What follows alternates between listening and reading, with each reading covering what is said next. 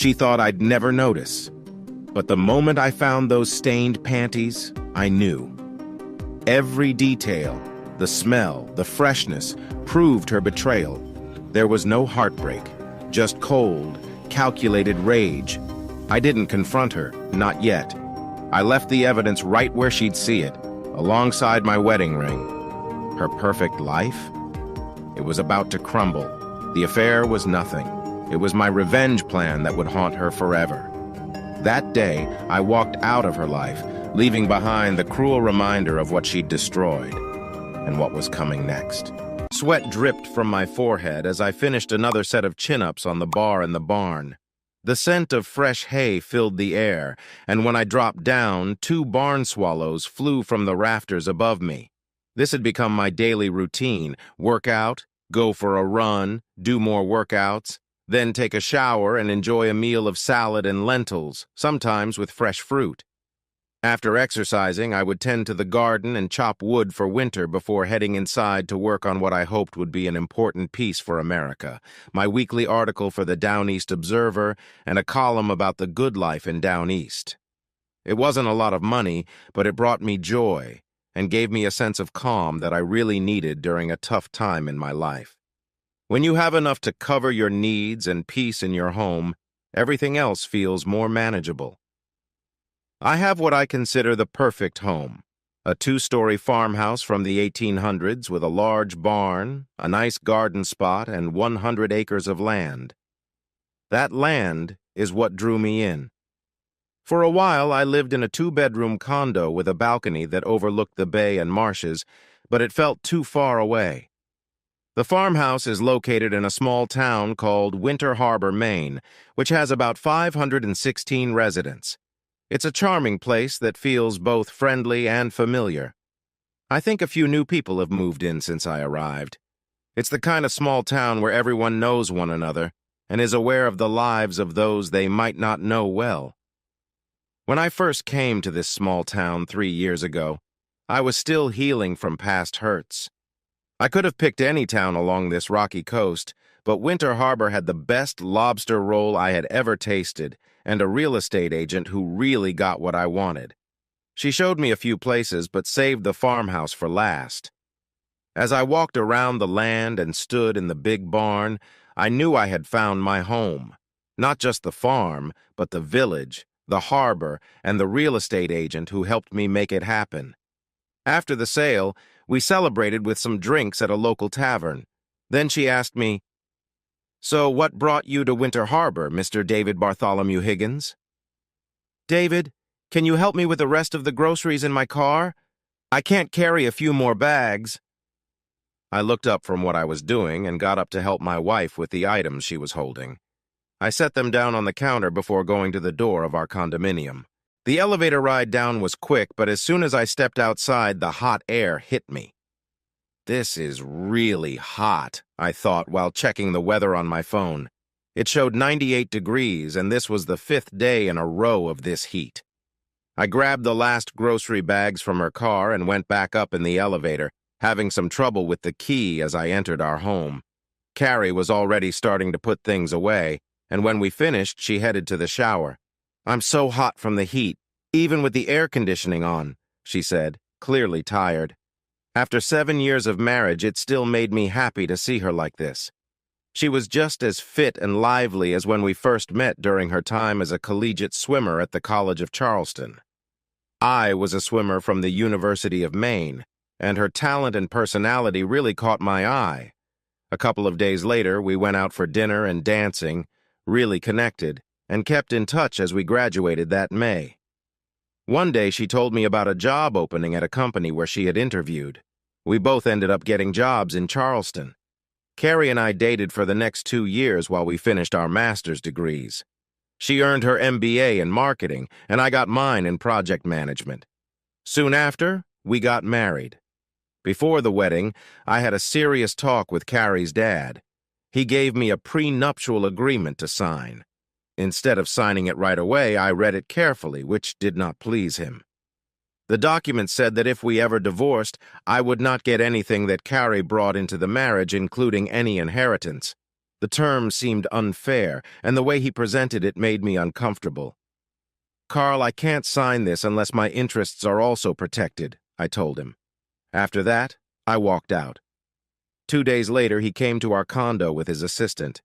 "David, I hope everything is okay now," he said as I signed the updated documents and took my own copy after they were notarized. "Everything is good, Carl," was my only response, and then they left. The wedding went smoothly, and at the reception I was surprised by a gift from Kari's parents, a condo in Mount Pleasant with a beautiful view of the marshes near the Ravenel Bridge. I knew they had money, but this place was worth over $1 million.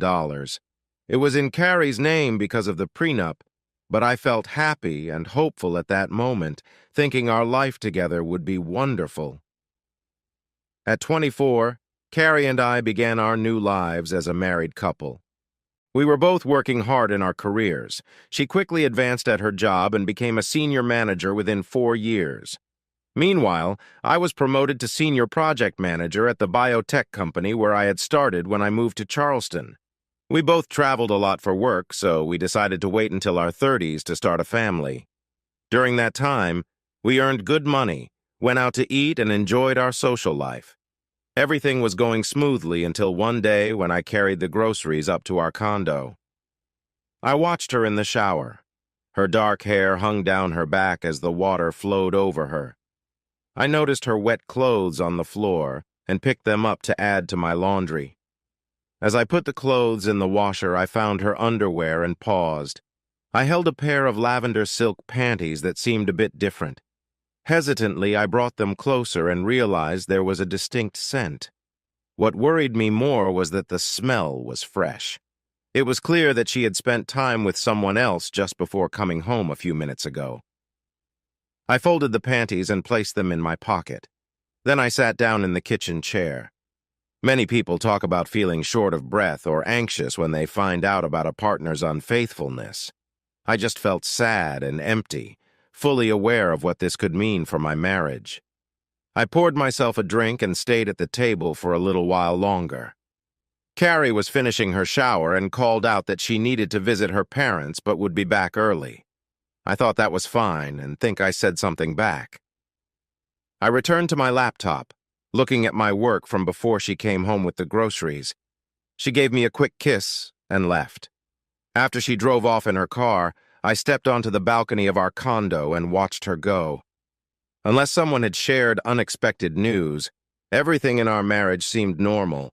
Our love life looked perfectly fine on the outside. We never fought and were busy with many friends and activities. Still, she was seeing someone else. I never thought of myself as a coward, but I made a choice I later regretted. I packed my things and loaded them into my truck. I didn't have much, just 2 suitcases, some clothes, and a few bags. After everything was in the truck, I went back inside and took a last look around.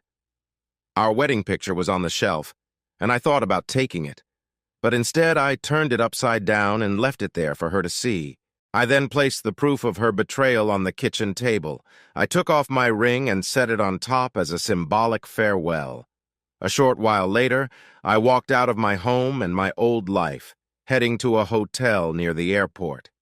That evening in the hotel, I lay in bed, unable to calm my racing thoughts. Loneliness mixed with anger, jealousy, hurt, and embarrassment. It was just the deep loneliness of a man who lost what mattered most to him. I wasn't sure if her actions were casual or if she had feelings for someone else, but I knew I couldn't live with the fact that Kari had been unfaithful. Maybe she didn't feel any guilt. Some people can separate themselves from emotions, even for a short time. I had never thought about being unfaithful, even though I was often tempted. My phone rang at 9 p.m. It was Kari, but I couldn't bring myself to answer. My fingers seemed to hesitate. Then she started sending me texts. "Please talk to me, David, please." I looked at her message for 5 minutes, wanting to call her, to hear her voice, but the pain in my heart only grew. Night had fallen, bringing sorrow from the hardest day of my life. I left it on the side table, and with the help of some whiskey, I slowly drifted into a restless sleep. At 5 a.m., most of the world was still asleep, not ready to wake up until the sun came up. I lay in bed, staring at the dark ceiling. Years of daily training had set my body to wake up at this time. Even feeling heartbroken couldn't change that. 15 minutes later, I was out on the streets, running harder than I planned, but I needed to let off some steam. It wasn't the best neighborhood, but there were shops and people around. I ended up running all the way to the Boeing plant and back in North Charleston, a quick 5-mile round trip before returning to the hotel. It was Sunday morning and I had no work to do. My phone was filled with messages from Carrie asking me to talk and sharing how sad she was. I didn't answer. Instead, I cleaned up, had breakfast, and tried to work on my latest project. That didn't last long before I felt the need to get out. Later that afternoon, I found a man sitting alone on a bench by the harbor in downtown Charleston. Day sailors enjoyed the water, couples walked hand in hand, and college students rushed by tossing a frisbee. Carrie and I had visited this place many times. Her parents lived nearby. Those were happier times, but this Sunday afternoon felt heavy, even with the bright blue sky and warm weather. On Monday morning, I was in the office before 7 a.m. I got a message from Carrie on my work phone. I listened to it and could hear her sadness, but it only touched the walls I had built up over the weekend. I thought I could overlook it without any issues, but reality got in the way. Carrie was by my truck when I left for lunch at noon. "David, please, we need to talk." I asked her to get in, and we drove to a sandwich shop and then to the park nearby. "Okay, Carrie, you wanted to talk. Let's do it." I have to give her credit. She was honest and didn't make excuses. She took full responsibility for what happened. "How long has this been going on?" 3 months. "Do you love him?" "I don't know." "Are you going to keep seeing him?" She didn't answer. She stayed silent. That was the main issue right there. She had been with another man for 3 months. Wasn't sure about her feelings for him, but was still seeing him. Yet she told me she still loved me and felt bad that I found out. She should have felt bad for hurting me and shown real regret. That's where we stood. She knew I had moved out. She admitted to what she did. She understood I wouldn't accept this, and I guess she needed to find out if her feelings were real. It was not something my mom or sister would ever do, and it was definitely not something I would consider okay in my marriage. Since we were being honest, I asked her another question. Were there others before him? "David, I understand why you would think that. You have every right to feel that way." "No, there were no others." "That's good to hear, Kari," I said with a hint of sarcasm. "Listen, I need to get back to work. I'll have my own place this week, and I'll let you know where you can send the papers when you file them. I suspect your dad already has them ready." "David, please, that's not what I want. I don't want a divorce. Please." "Well, do you think I want one? I don't, but I can't stay in this situation while you figure out your feelings." With that, I stood up and told her I was leaving. She quickly wiped away a tear and followed me to the truck, and it was a quiet ride back. "David, please forgive me. I am so sorry. I don't want this divorce." "Neither do I. Goodbye." I turned and walked back to the offices without looking back. I guess that was about as much closure as I could get. Neither of us wanted a divorce, but things had turned complicated. I found a small apartment not far from work and bought a few pieces of furniture to make it feel more like home. My life of being alone started again. When she decided to file the papers, I knew there wouldn't be any alimony. We both had our own things and money. It couldn't have been a cleaner break. The condo was hers, along with her car, and we didn't have any children. I had my own savings. It was a straightforward divorce when it came, but it never happened. In the following weeks, I focused heavily on my job. With a couple of new projects, I found myself spending more time on the road. I was out of the office for 4 days a week and sometimes even 2 weeks in a row. One of my projects took me back to Maine every other week to downtown Portland. One evening, sitting in a bar on the waterfront with a pint of ale and a local paper in front of me, something clicked. I realized that my life felt stuck, even if it was paying well. My marriage was practically over, just waiting for someone to finish it. I wanted something new, or at least something to make my days feel fuller. It wasn't about a person, though I hadn't looked for companionship in quite a while. That moment would come when I decided to look for new connections. There were plenty of people interested, especially since some of the women at work knew I was newly single. No, what caught my attention was the ad I saw in a local paper. Wanted, a creative writer needed for a new weekly magazine about life in Maine. If you are interested, please send your resume and samples of your previous work. Some people collect stamps or climb mountains, which is great, but while I had worked in the business world for 7 years, I had always loved writing. I never thought I would write the next great novel, but I often wondered if I could make a living as a writer. So far, I had only written one article for a magazine when I was 15. I tore out the ad and put it in my pocket before heading back to my beer. It was something to think about. Once I returned home, I took the paper out and looked at it for a while before I started working on my reply. When I felt ready, I sent my resume and a sample article to the email in the ad. I only did it for fun, not expecting much. But to my surprise, 2 weeks later, I got a call. It was the managing editor of the Down East Observer from Belfast, wanting to discuss the position with me. When I said I was still interested, we talked about the details. They wanted a bi-weekly article or column, no more than 1,200 words, on topics related to what he called life balance, covering work, career, lifestyle, and activities. The pay was $1 per word. The agreement was for 20 articles submitted every other Monday. I didn't think twice. We accepted the offer, and he sent me a contract, which I quickly signed and returned. Once it was done, I leaned back in my chair, feeling proud of myself, but then I realized I needed to make a list of topics. 2 weeks later, I sent in my first article, and a month later, I saw it in the weekly publication. The online version had a space for comments, and by the time the second article was published, I began to gather a small group of fans. It felt great, but still, my life felt a bit stuck. Then life changed unexpectedly. 2 important things happened that shook up my routine. First, I received a call asking for another article for a small publication, and I jumped at the chance. Second, my sister called to let me know our grandfather had passed away. I was always close to him, and while my sister was the youngest and he spoiled her, I still had a special bond with him. Now he was gone, leaving just my dad and my sister. When the will was read to us, we learned that Dad got the family farm in Hiram and Grandma's old house outside Gorham was to be sold, with the money split between my sister and me unless one of us wanted to keep living there. We decided to sell it and take the money. The real estate market in western Maine is lively, especially for large 300-acre farms. Dad took care of the sale, and my sister and I each received $900,000 after taxes. I was shocked when he told us the amount.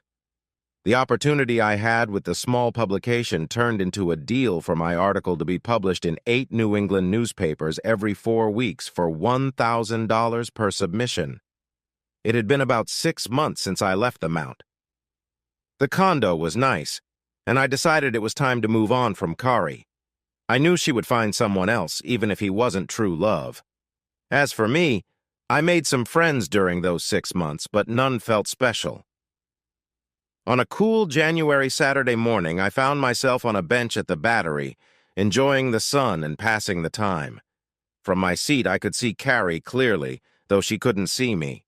She sat alone on her bench with her knees close to her chest, looking lost in thought. After a short while, a guy I recognized came over and sat next to her.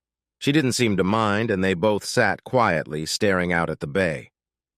She has definitely moved on, I told myself, not completely believing it. I got up from the bench and walked back to my truck. That day, I decided to leave everything behind and go back to Maine. I was making more money than I ever imagined with my job, but it didn't mean much anymore.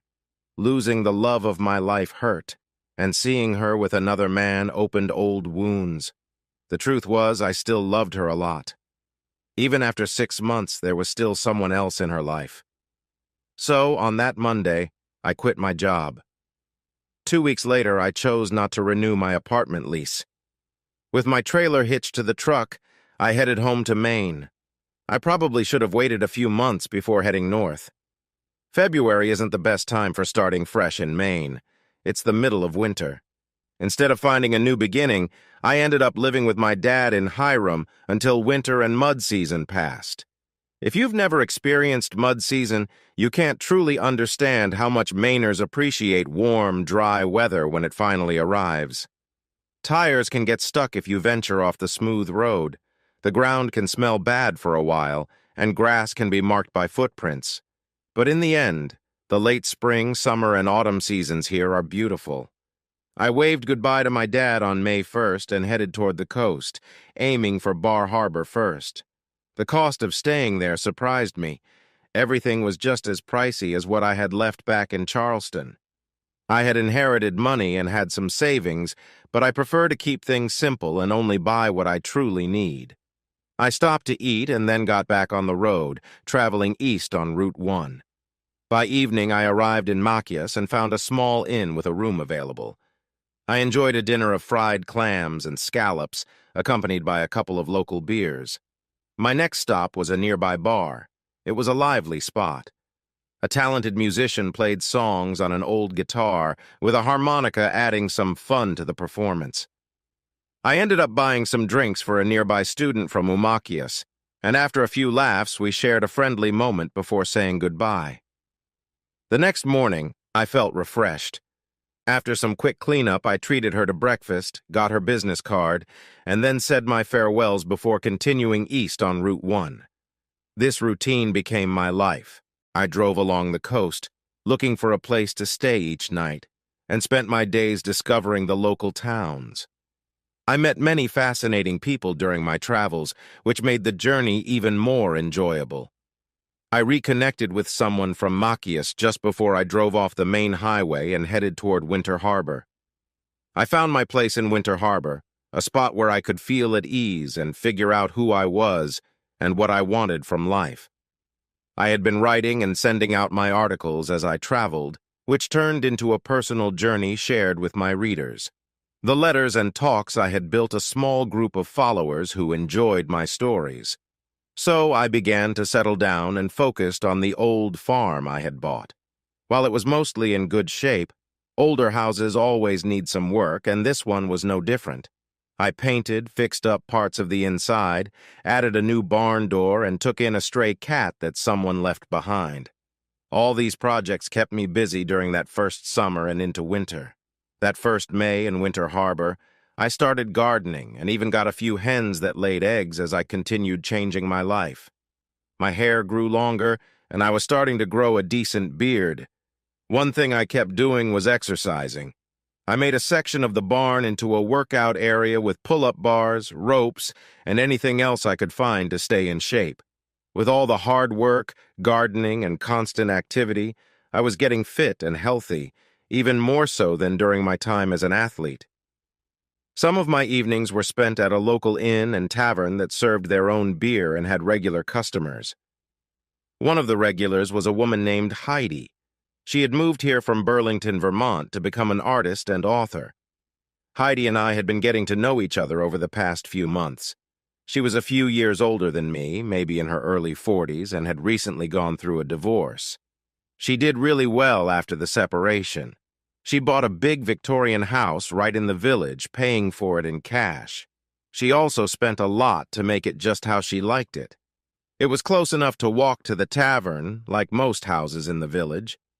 One evening, we found ourselves sharing a few drinks and having a friendly competition to see who could do better. Heidi was holding her own against me. "Bartholomew, when I've had my fun with you, I'll make sure you get home safe," she joked with a playful smile. Only my grandfather used to call me Bartholomew when I was younger, so it felt nice that Heidi chose to call me that. "If you can pull that off, you can take the lead," I teased back. She was only partly joking. After a while, we headed to her place, laughing and sharing stories, enjoying the warm evening air. When we arrived, we were full of energy and burst through the door, surprised to find a couple in a very close moment in the living room. "What a surprise! Don't you knock?"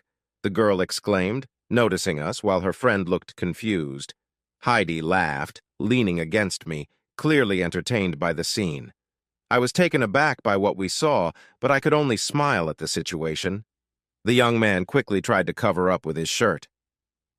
"Bartholomew, this is my daughter Gail. Gail, meet Bartholomew," Heidi introduced us, still chuckling as she led me toward the stairs. In that moment, we both felt free and relaxed. Heidi jokingly suggested we get comfortable. The mood was light and fun. After enjoying delightful moments together, we settled back, feeling warmth in each other's company. I hadn't felt such a strong bond in a long time. When I woke up the next morning, I found Heidi already awake, making breakfast. "Hey, Bartholomew, time to get up," she said with a bright smile. "I'm cooking breakfast, so get moving. Towels are in the closet, and there's an extra toothbrush in the bathroom drawer. Come down when you're ready." 20 minutes later, I entered the kitchen where Heidi was cooking, and Gail, the girl from last night, was sitting at the table. "You remember Gail, right?" Heidi glanced back at me, and I nodded. Gail smiled, a spark in her eyes. "Nice. Mom, you have good taste," she said, motioning for me to sit down. "I'm sorry about what you saw last night," she added nicely. "I really didn't mind," I replied, thinking back to the funny surprise of running into them. Gail looked a lot like her mother, but also had some of her father's darker features. We enjoyed breakfast together, and soon Heidi and I were chatting in her lovely backyard garden. "So what were you escaping from when you came here?" she asked. "It might be similar to what you experienced." "No, I doubt it," she responded. "My ex-husband left me for a much younger woman when Gail turned 18. I didn't need to escape. I came here with some money from him and what I got from selling our house." Heidi laughed warmly at her words. "Well, Heidi, my story is a little different," I said. "My wife didn't want a divorce, and honestly, I didn't either. But she was choosing between me and someone else.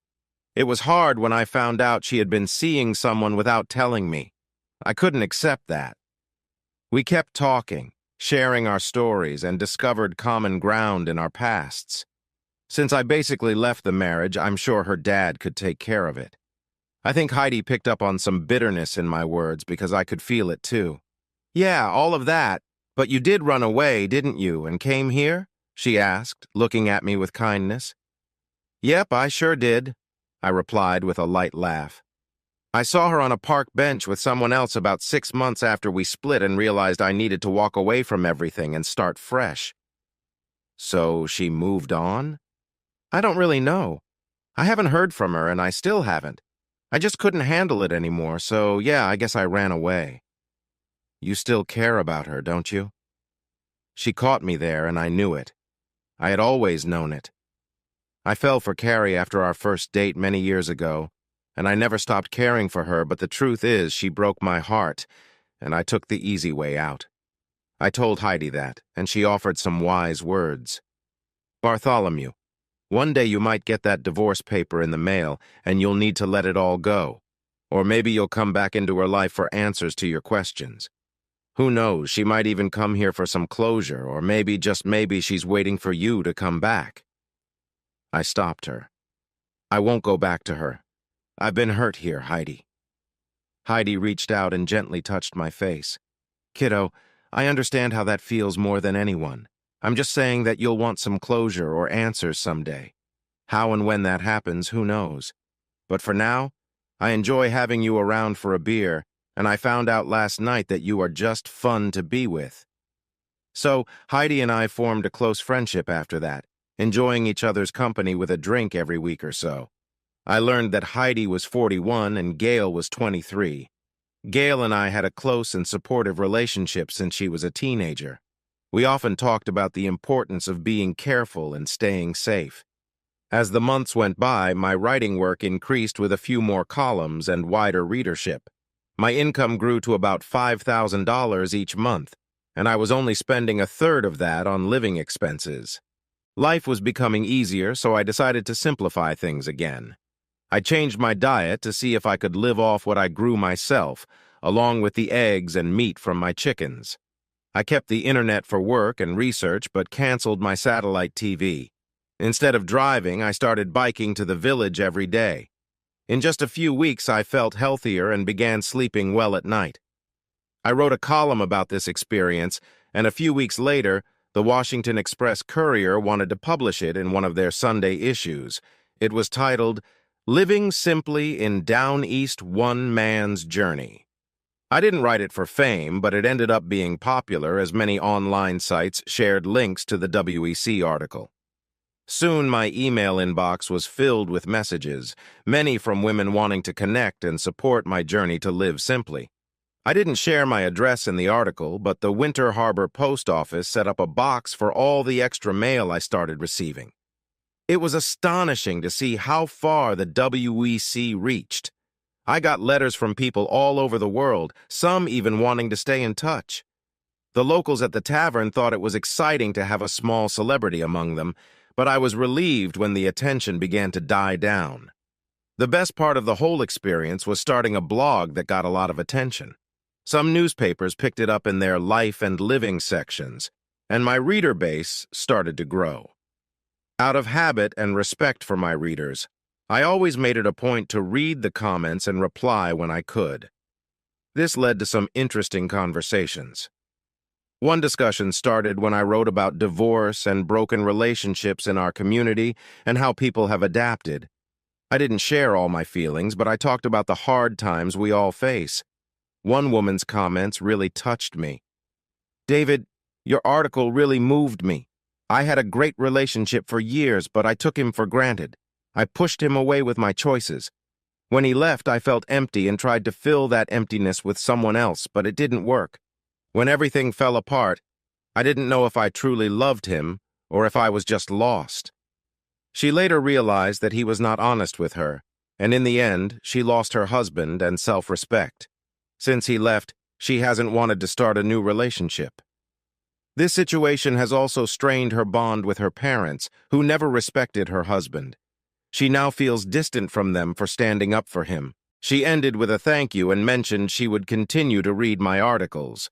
Her username was Vanished1, and her words stayed in my mind, so I decided to reply to her.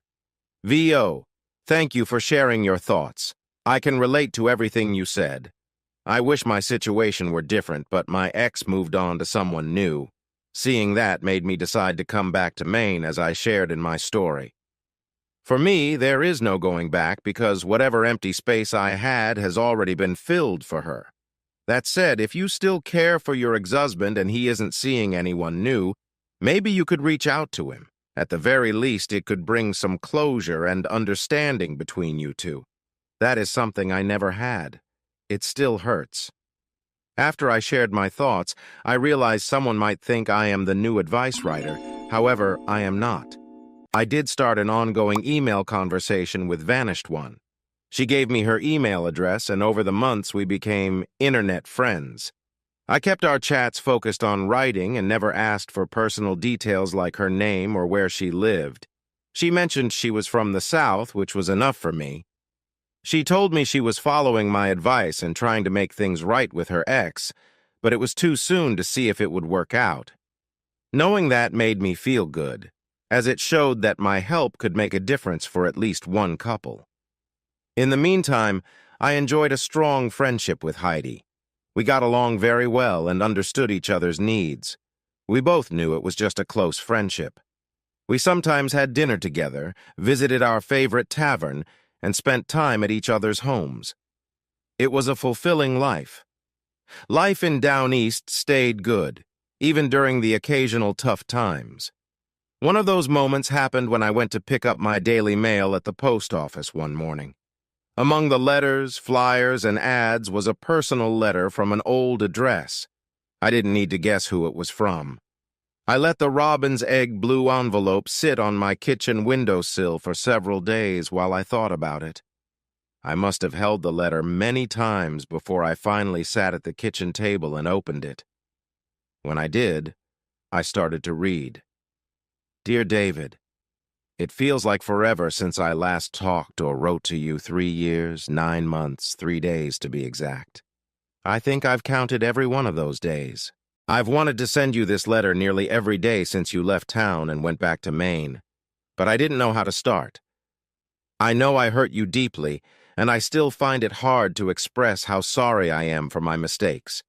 Every single day, I ask myself why I acted that way, and the answer is the same. I was foolish. I owe you the truth, and I hope that when this is all over, you can forgive me. That would help me find peace in the quiet I face because of the mess I created. Some things can be shared in a letter, and others are better spoken. I will do my best to explain my actions and what led to them. If you prefer not to know, you can throw this letter away. But if you want to understand, I will do whatever it takes to talk with you. I should start with my own faults. We were both focused on our work, and over time, I realized I took everything you did for me for granted. When you held the door open for me, it became just a habit. When I enjoyed the dinners you made for us, I forgot to see the effort you put into them. While it may sound small, all the little things I ignored built up and became a big problem. I let myself be influenced by someone who didn't care about my commitments. It started with small gestures at work, which eventually led to lunch downtown. Yes, it was with a colleague. I don't think you ever met him, but it wouldn't have changed what happened. His name is Michael, and he was smooth, using every way to get attention. Eventually, I ended up in a situation that hurt our relationship. At first, I felt a lot of guilt about what I did, but over time, it became easier to handle my feelings. By the time you found out about my mistake, I was already emotionally involved and worried I might have started to care for him. I was foolish, David. The only man I have ever truly loved is you. I kept seeing Michael after you left, but there was no real bond between us anymore. About 3 months after you were gone, I decided to end things for good. Even though he tried to keep the relationship going, I broke it off one morning at the Battery. He tried to win me back, reminding me of the good times we had. A few weeks later, I tried to contact you at your apartment, but you were gone. When I called your office, I learned that you had resigned and moved back to Maine. I knew I had no right to expect anything, but that day made me face what I had done. I quit my job too, wanting to get away from the place that reminded me of my choices. I started working at a non-profit child adoption center, and I have dedicated myself to it for the past 3 years.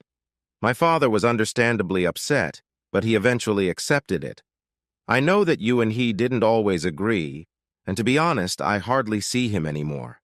I grew tired of hearing his critical comments about you whenever he urged me to file for a divorce. Yes, we are still married, David. I never filed the papers. I couldn't bring myself to do it. It makes me sad when I think about it. But I know I have to face the consequences of my actions. I'm not going to make a formal request unless you want me to. If moving on is what's best for you, that's okay. If you have met someone else, please let me know, and I will do what I can to finalize things.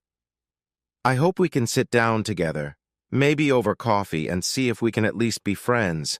I promised myself to stay out of your life, and if that would feel like I'm bothering you, I will accept that. If you think you can forgive me for what I did, I would really appreciate the chance to talk again or even write to each other now and then. It's up to you now, David. I will always care for you, Carrie Higgins. As I read the letter, old feelings returned.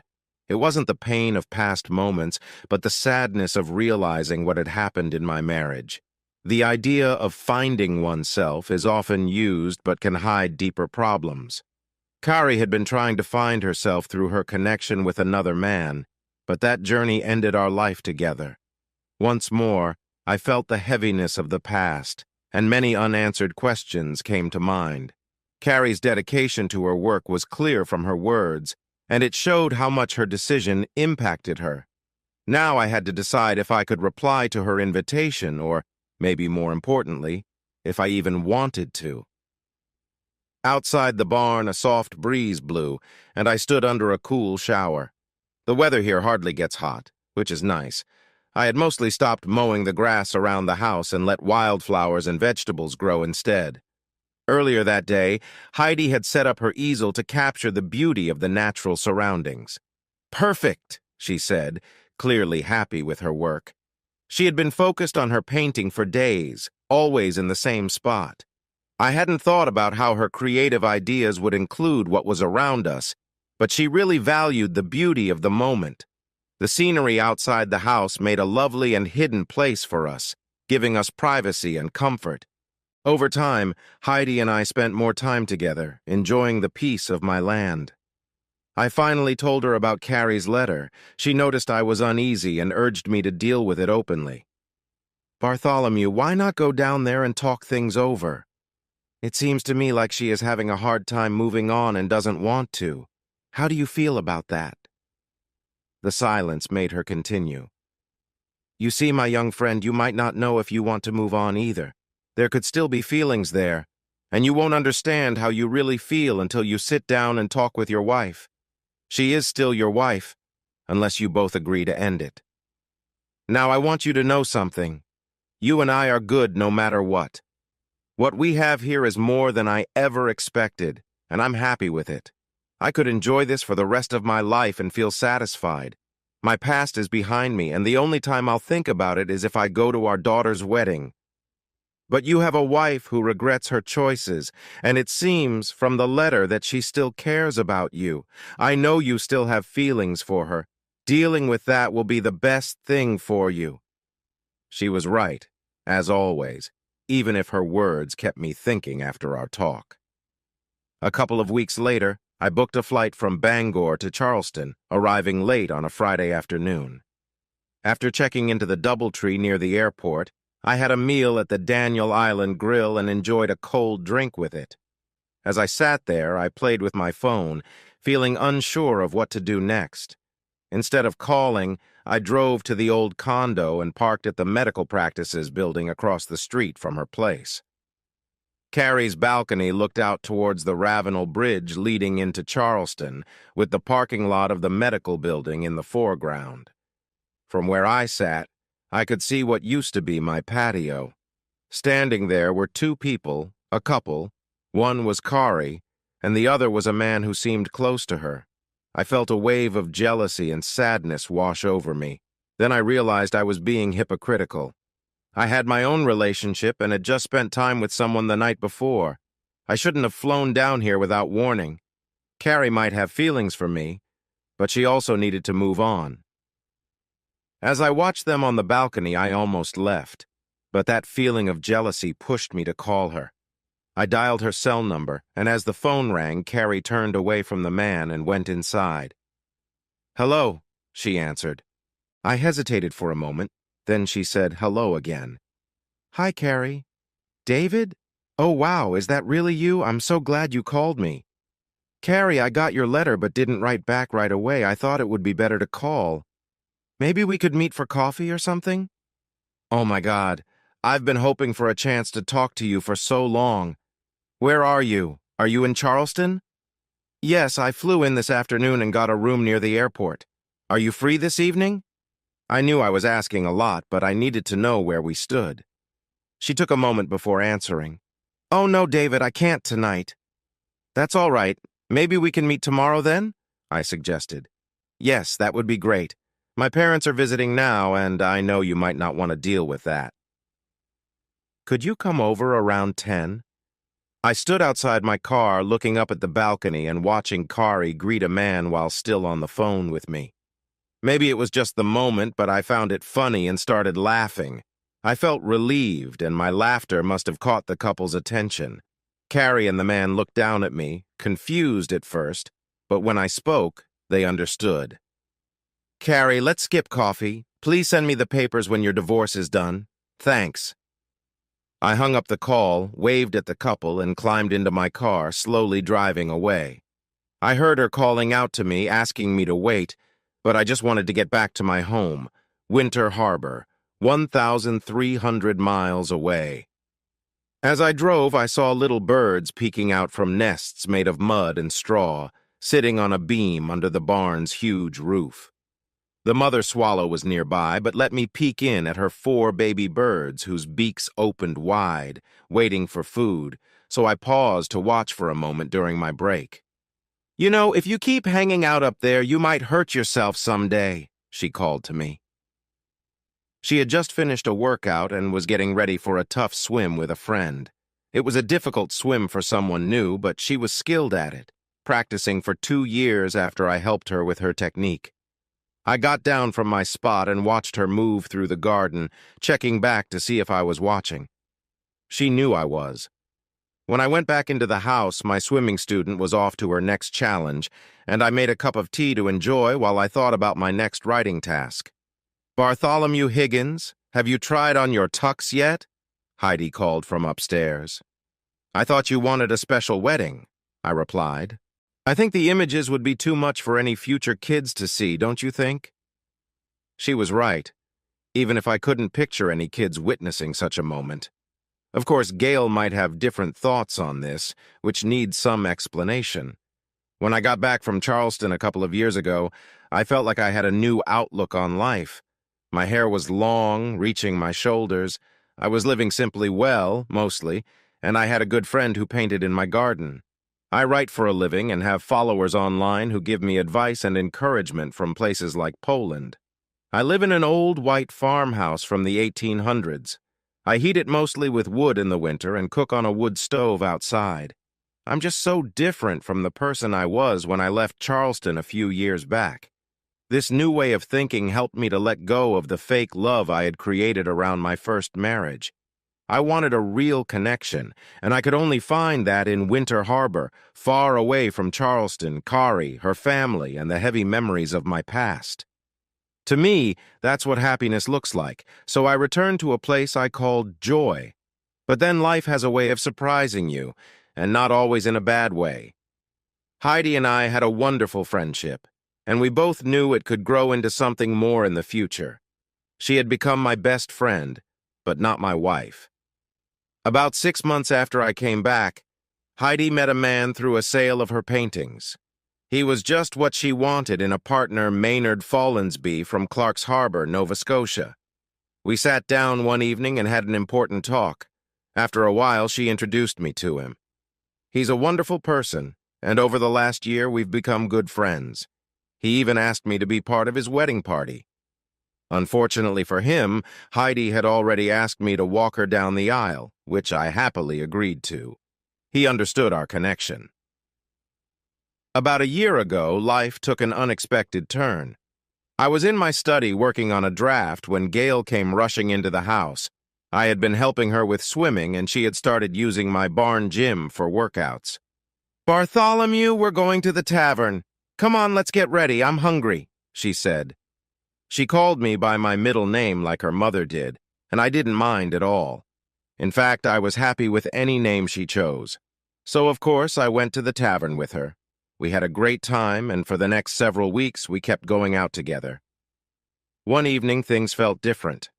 It felt like déjà vu with Gail playfully trying to outdo me with drinks. After a few rounds, and as midnight approached, she playfully teased me. "Bartholomew, when I get you a little tipsy, I am going to take you back to my house." "It's called a wheelbarrow, Gail. You push it, not pull it," I replied, laughing. She joined in the laughter. "You know what I mean," she said with a grin. I did, but I wasn't sure how to respond. She noticed my uncertainty and took charge of the moment. "I had to ask Mom if I could use that line tonight. She told me to go for it, but be gentle. The first Meisner really turned you into a softie, her words." I smiled at the playful remark because it held some truth. Heidi had been expressive during our time together. "So you need to know something, and Mom knows this too. I've liked you for a long time, even when you and she were together. Now, Mother says you are a great catch and the best person around. So you can call me a fisherman. If you do, I'll make sure to get even. Besides, you've been looking at me for months and were too shy to take the first step. Gail, I would only think of you as a lady, and I guess you've caught me. But remember how we first met." She did remember, and the spark in her eye and her cheeky smile showed what she was thinking. We finished our fun time together, and just like with her mother, there wasn't much fuss. Still, the night that followed was just as special. From that moment on, Gail and I became a couple, and eventually she moved in with me on the farm. So, as I stood there getting ready to give away the woman who used to be my girlfriend and is now my best friend, her daughter and my partner stood on the other side as her mother's maid of honor. It could have been awkward, but it wasn't. What happened next was wonderful. When the vows were done and it was time for the traditional act, Heidi and her new husband, Maynard, stepped back to change sides as the minister read the vows for the future Mr. and Mrs. D. Bartholomew and Gail Meisner Higgins from Winter Harbor, Maine. When I returned from my trip to Charleston, Carrie tried to apologize in a letter for not being honest the night I stood outside her balcony, but she didn't need to. She believed it wasn't right to break her date that evening. She thought it wouldn't be fair to him. I understood, but I also told her during a later call that if she truly wanted to be Mrs. Carrie Higgins, she should have ended the date then and been ready to welcome her husband back. I know it sounds noble, but I wanted to be the first person in my wife's life. She later sent a copy of the final document. A few years later, Carrie married a man in Charleston, and around that same time our family grew by one. Gail and I welcomed our first son. Heidi is still my best friend, though she doesn't paint figures on the farm when I'm around anymore. Her daughter enjoys that hobby now. Before moving on to the second story, please let me know your opinion. Do you like the story long or short, a series or separate parts? The comments section is always welcome, and don't forget to let me know which of these two stories you like better. Story 2. A New Beginning. Jack watched as his golf ball flew straight down the fairway. It was a shot he often made short but steady. The other two players had already taken their turns, and it was now my turn. I got ready to hit the ball and took a practice swing. This hole was a long par 5, but the space was open. I decided to give it my best shot. As a big guy who lifts weights 4 times a week, I felt confident. My strength had grown since college, and I could now lift weights that impressed even the most experienced gym-goers. With a new driver in hand and feeling good, I aimed carefully and made solid contact. "Eric, that was great! That shot traveled far," Jack said. "If you can play your next shots well, you might get an eagle." Having made 2 eagles in my life, I felt hopeful. As we walked down the fairway, Jack took his second shot but still fell short of my first hit. Suddenly, his phone buzzed in his bag, and since he had trouble hearing, I pointed it out. When he checked his phone, his face changed completely. "Eric, I have to go," he said, looking worried. "What's the matter?" I asked, concerned. "Something came up at work," he replied.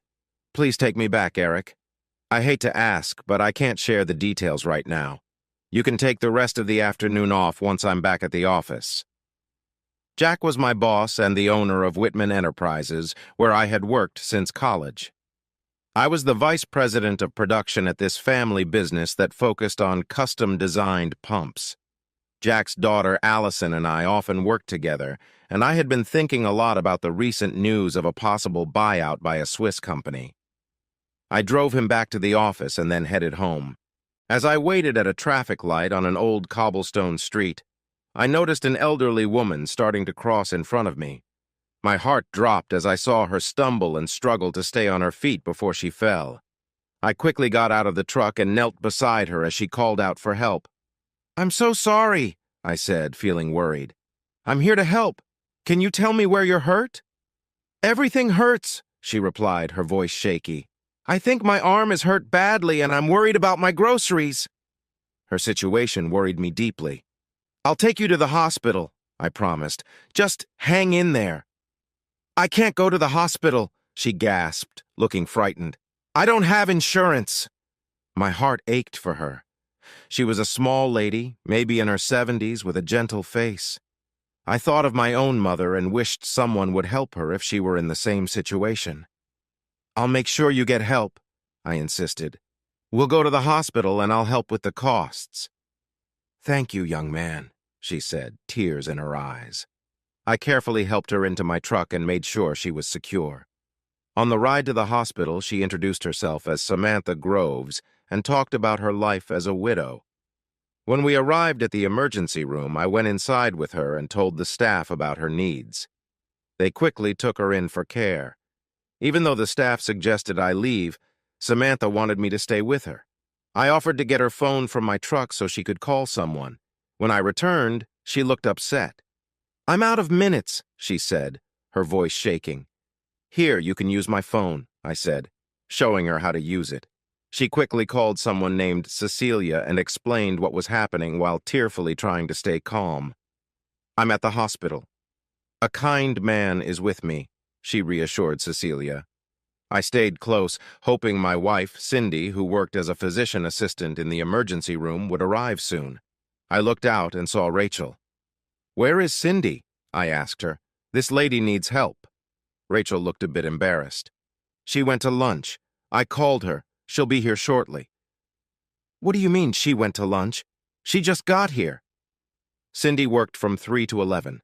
Her lunch was at 7. Rachel paused for a moment, then simply left. What was happening? I returned to Samantha, who was still feeling upset. I sat down beside her and gave her a comforting hug. "It's okay, Samantha," I said gently. "Who did you call?" "My granddaughter," she replied.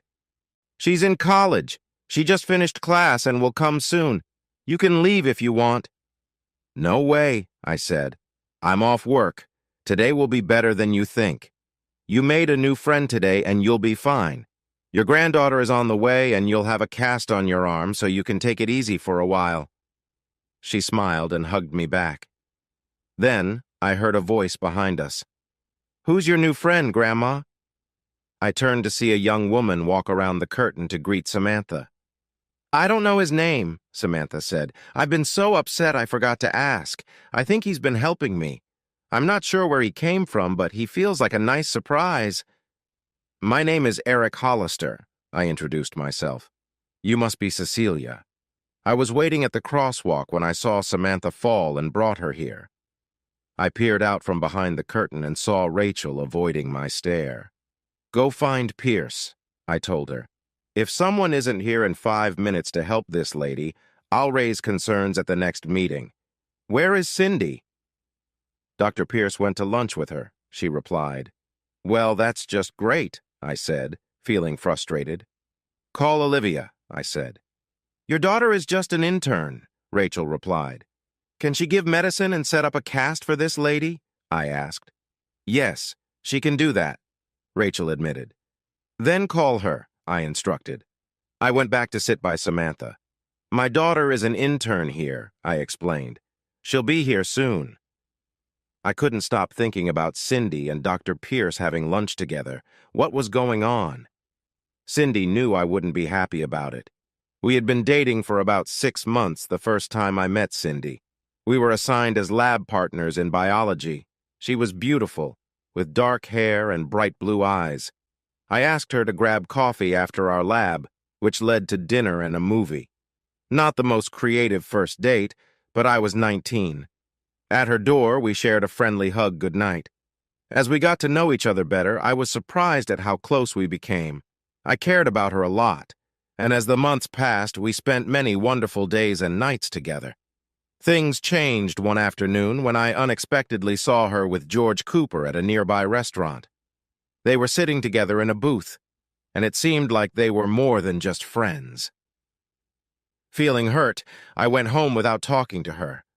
I decided to put her things outside my apartment, needing space to think. She called many times, leaving messages I found too hard to listen to. In a few days, I avoided her, hoping to understand my feelings better. When I saw her the following weekend, she was waiting for me, looking upset. "What happened? Why have you been avoiding me?" she asked. I struggled with my feelings, hurt and confused by what I had seen. "I saw you together, and it made me doubt everything," I said honestly. "We're just old friends, Eric," she replied urgently. "There's nothing more to say." "I've never liked you spending time with other men," I shared, revealing my worries.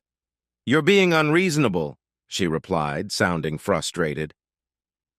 A few days later, we spoke again, both needing time to think. I looked out and saw her in the hall. "I don't want to talk," I called from behind the door. "It's me," she said. "Can I speak with you?" "I don't think so," I replied. "You know I'm a jealous person." "I'm sorry for what I said," she replied. "Please let me in just for a minute." I opened the door. She stood there for a moment, not looking at me. "I'm sorry, Eric. I didn't realize you would feel this way. I understand now, and it won't happen again." "You didn't know that being alone with the opposite sex can be a problem?" I asked. "That sounds like something important to know in a relationship." "I'm not being unfaithful," she said. "It was just lunch. I've known him since we were kids." "That makes it even more important to avoid being alone together," I said. "Why didn't you tell me you were having lunch with him? If you didn't go, there wouldn't be any issues. That's my rule.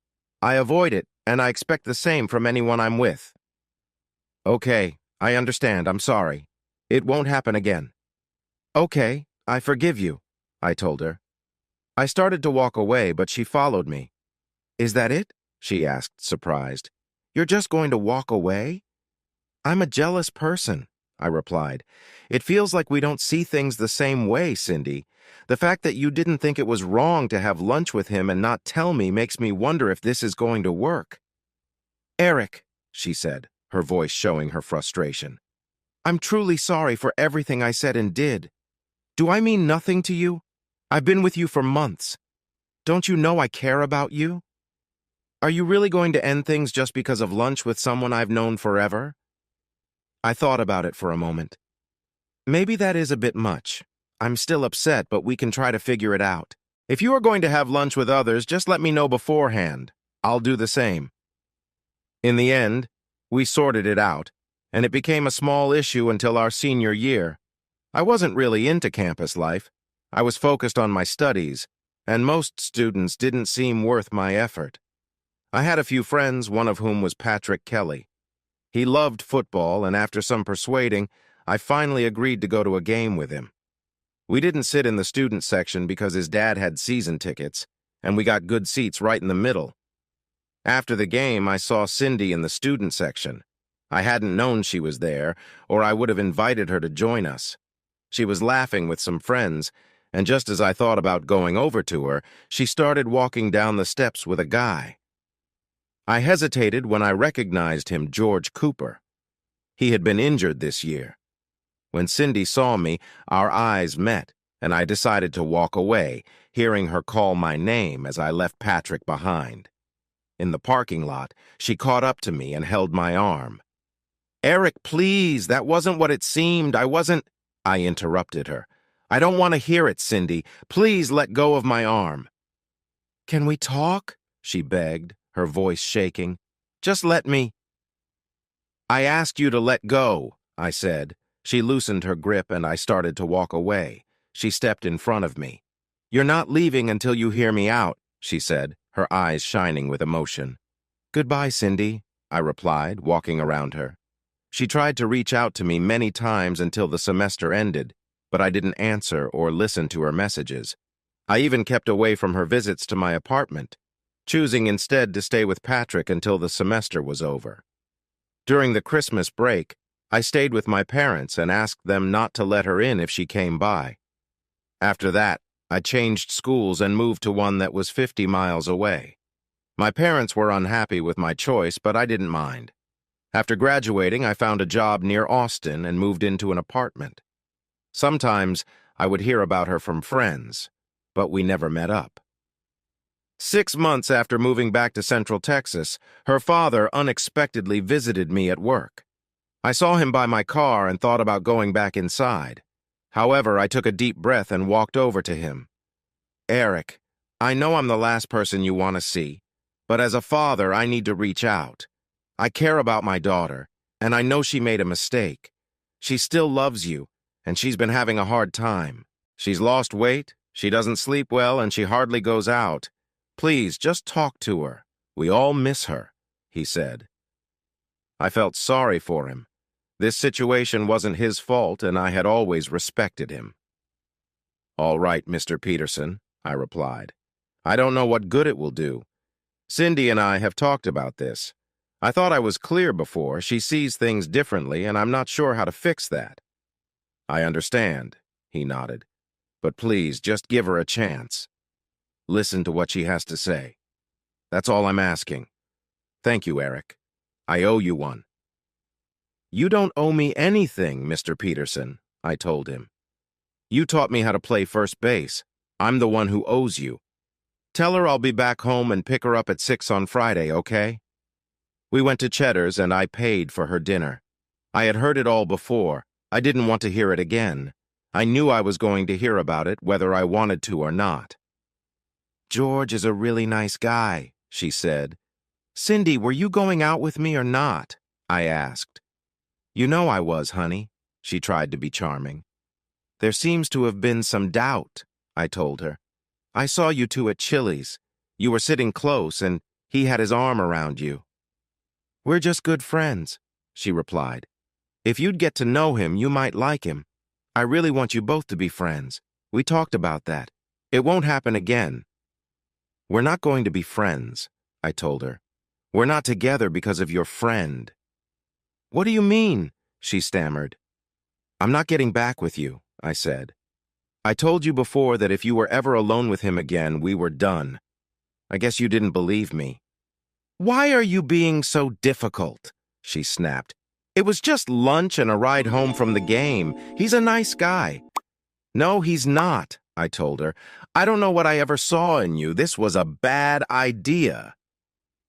I stood up and left money on the table. I didn't need the change. I walked out to my car.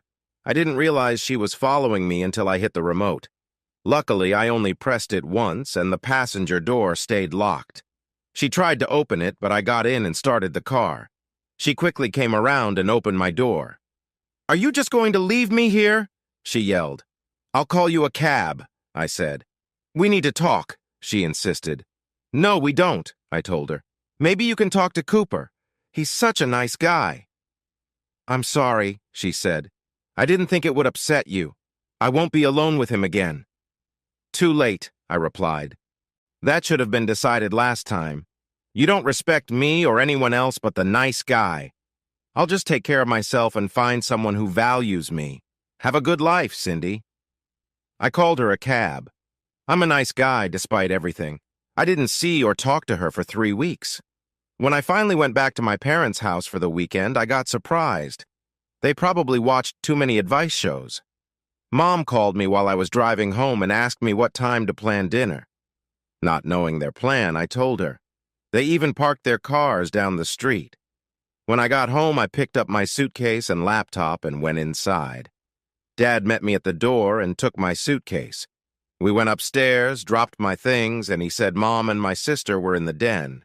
They were indeed in the den, with Cindy, her parents, and Mom's pastor. I must have looked shocked, standing there with my mouth open. They had arranged the furniture in a small circle with an empty chair in the middle. My little sister rushed over, hugged me, and smiled widely.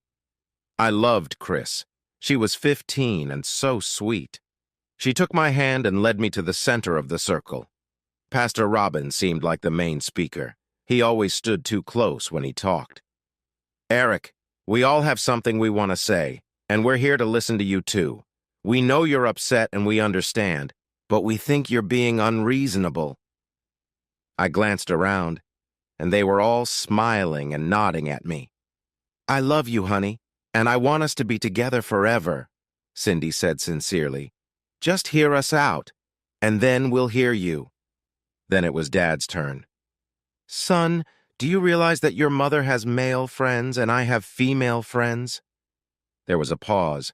Do you want me to share my thoughts? I asked. They all smiled and nodded. I wasn't aware you had a different view on friendship, I replied. You kept that from me so well that I had no idea. The smiles faded a little. Are you saying something about my marriage, Mom? I asked, watching them carefully. She blushed. Why are you speaking like that? She replied.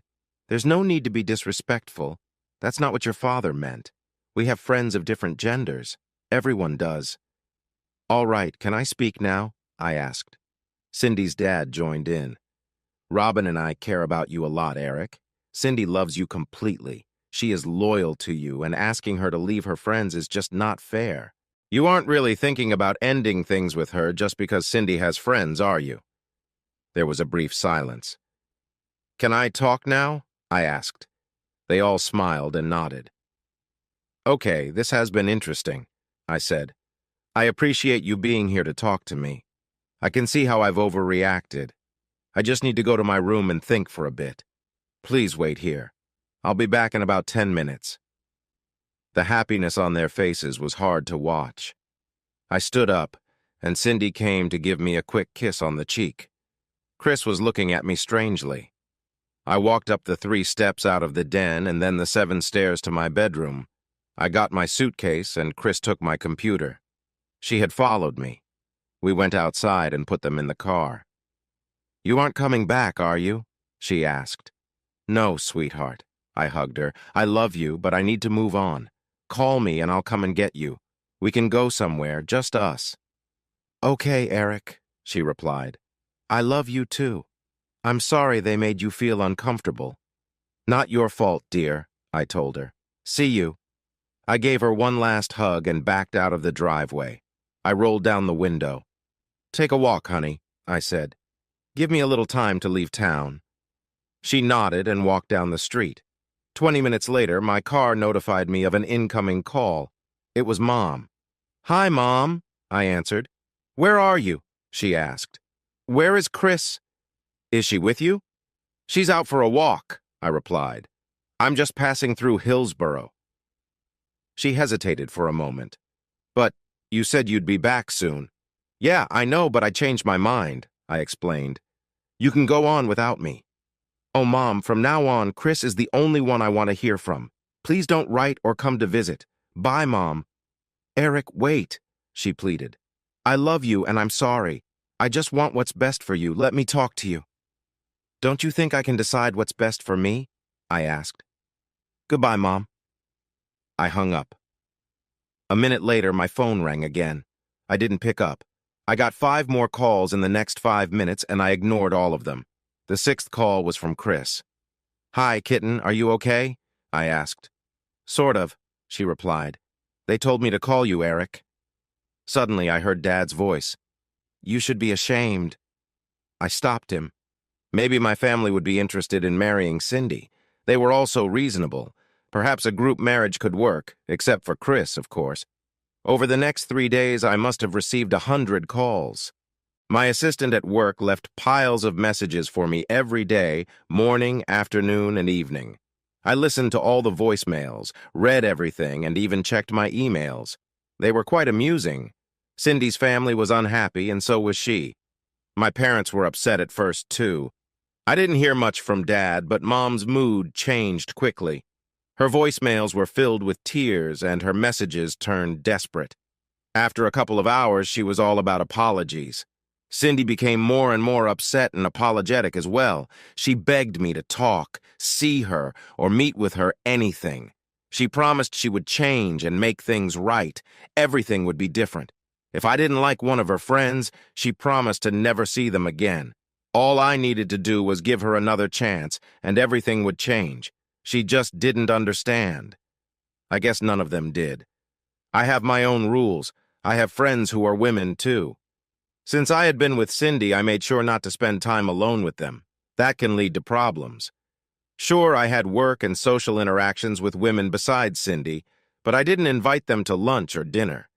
I didn't hug them either. If they had partners, we all got together. If they didn't, I kept my distance. Why put myself at risk? My dad taught me this my whole life.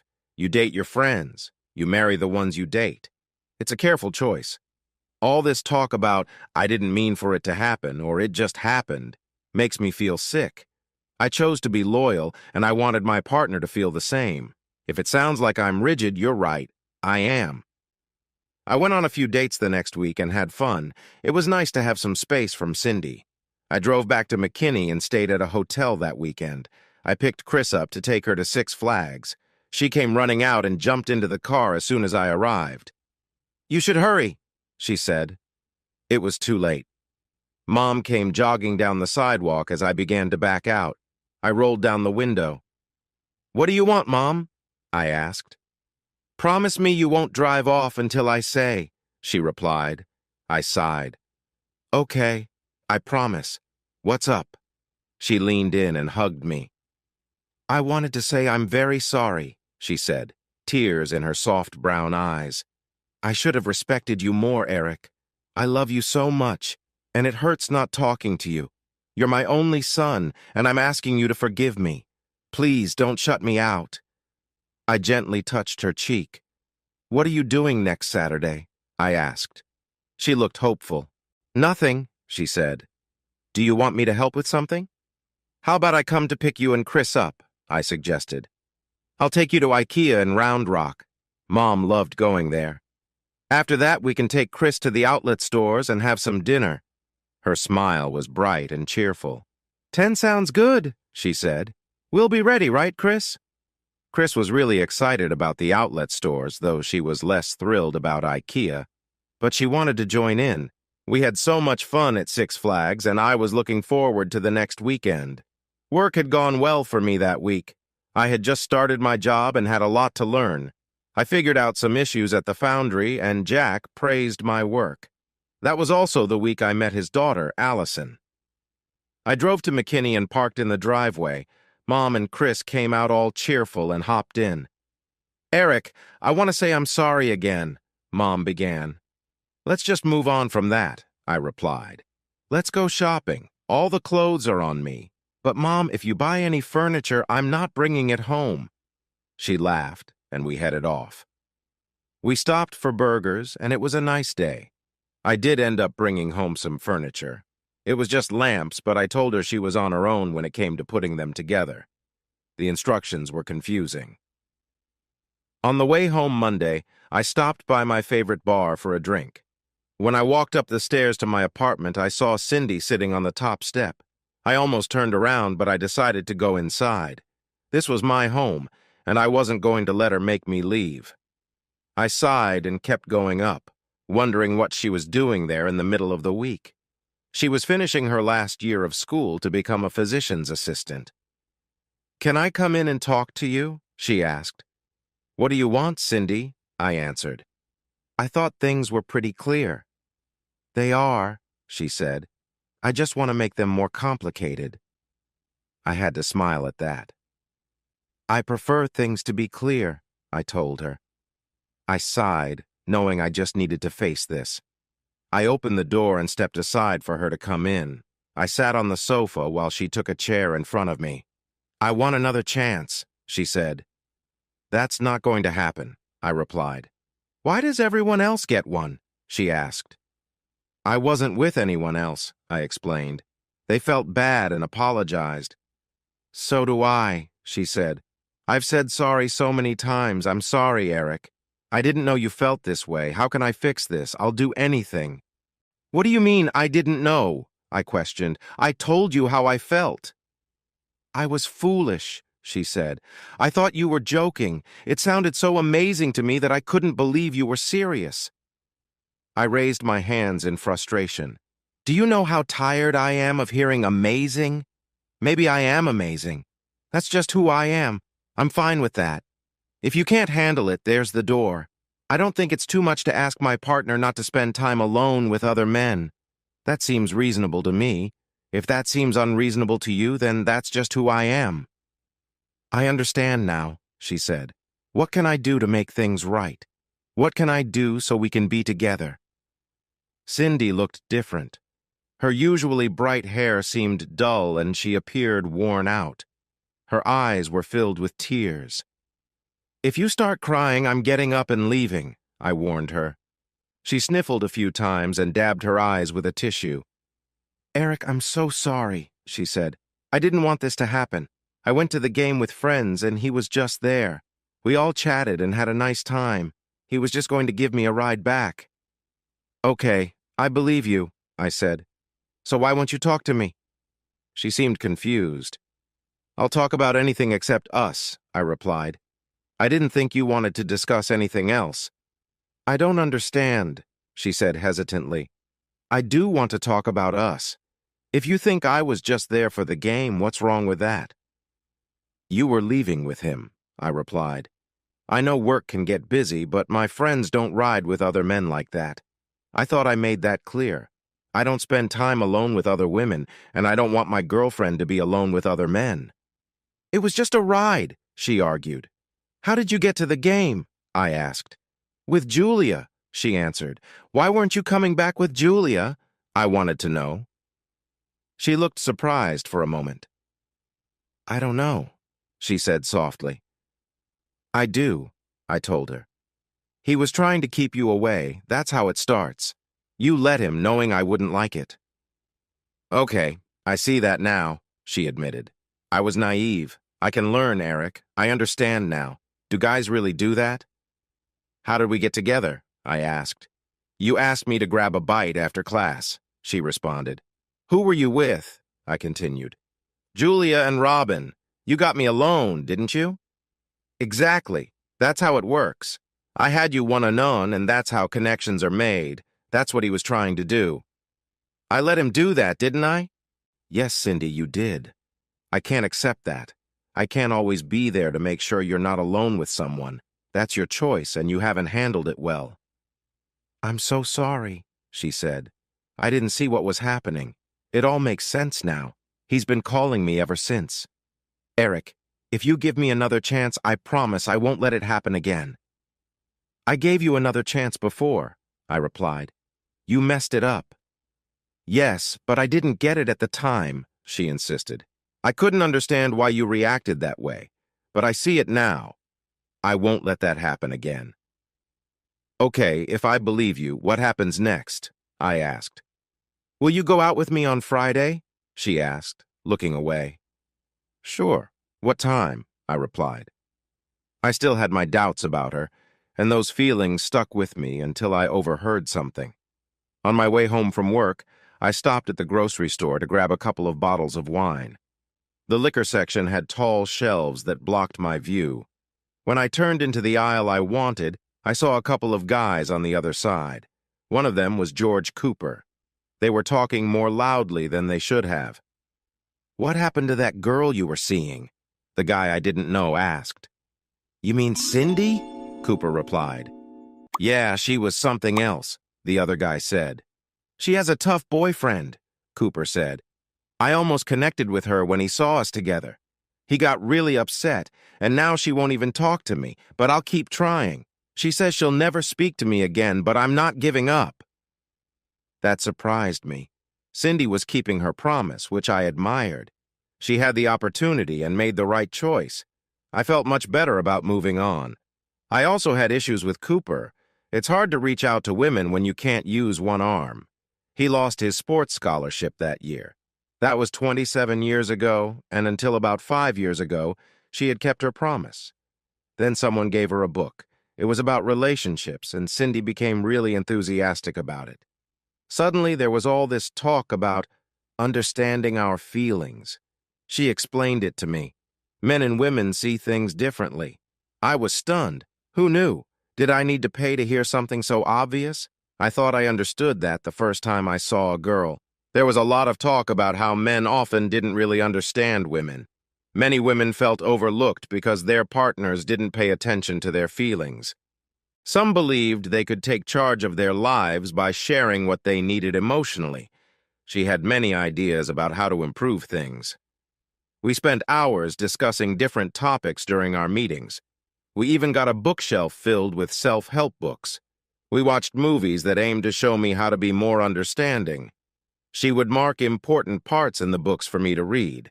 As we went on, it felt more urgent. Most of the advice she received focused on one idea. Women need emotional support, and partners might not provide it unless they try. If a partner truly cares, they will help the woman discover her emotional needs and find happiness. This had been her goal for 5 years. Her routine didn't change much. She went out with friends and spent time with other women, but she never went out with other men alone. I followed the same approach. We both knew that emergencies, work, and family were important, but we avoided spending time alone with the opposite sex. But then, one day, things seemed different. I had no idea how long this had been happening. Dad, hello! Olivia called as she tugged at my arm. I hugged her. Hi, sweetie. Sorry, I was a bit lost in thought. Olivia, these ladies are Samantha and Cecilia. Samantha is hurt. Can you help her? Where's Mom? She asked. That's a good question, I replied. We'll talk about that later. Can you please help Samantha? Sure, she said, looking over Samantha. So why are you with him? She asked, pointing at me. He's been helping me, and you should show your father some respect, Samantha replied. Olivia laughed. Well, I don't find him very respectable at all, but I do love him with all my heart. Is this good enough? Samantha's eyes sparkled. I can see, dear. He's been so kind to me. He drove me here in his truck, got me a nice room with caring nurses, and I am very thankful. You don't need to stay any longer, Eric. Dr. Olivia and Cecilia will take care of me now. It was great to meet you, Samantha, but if you call me Mr. Hollister again, I might take you back. I smiled. Just call me Eric. I will be looking in on you. I have your groceries in my truck. What do you want me to do with them? Can you... No, I shouldn't ask you that. What's on your mind? I asked. Cecilia stepped in. Could you please take them to our house?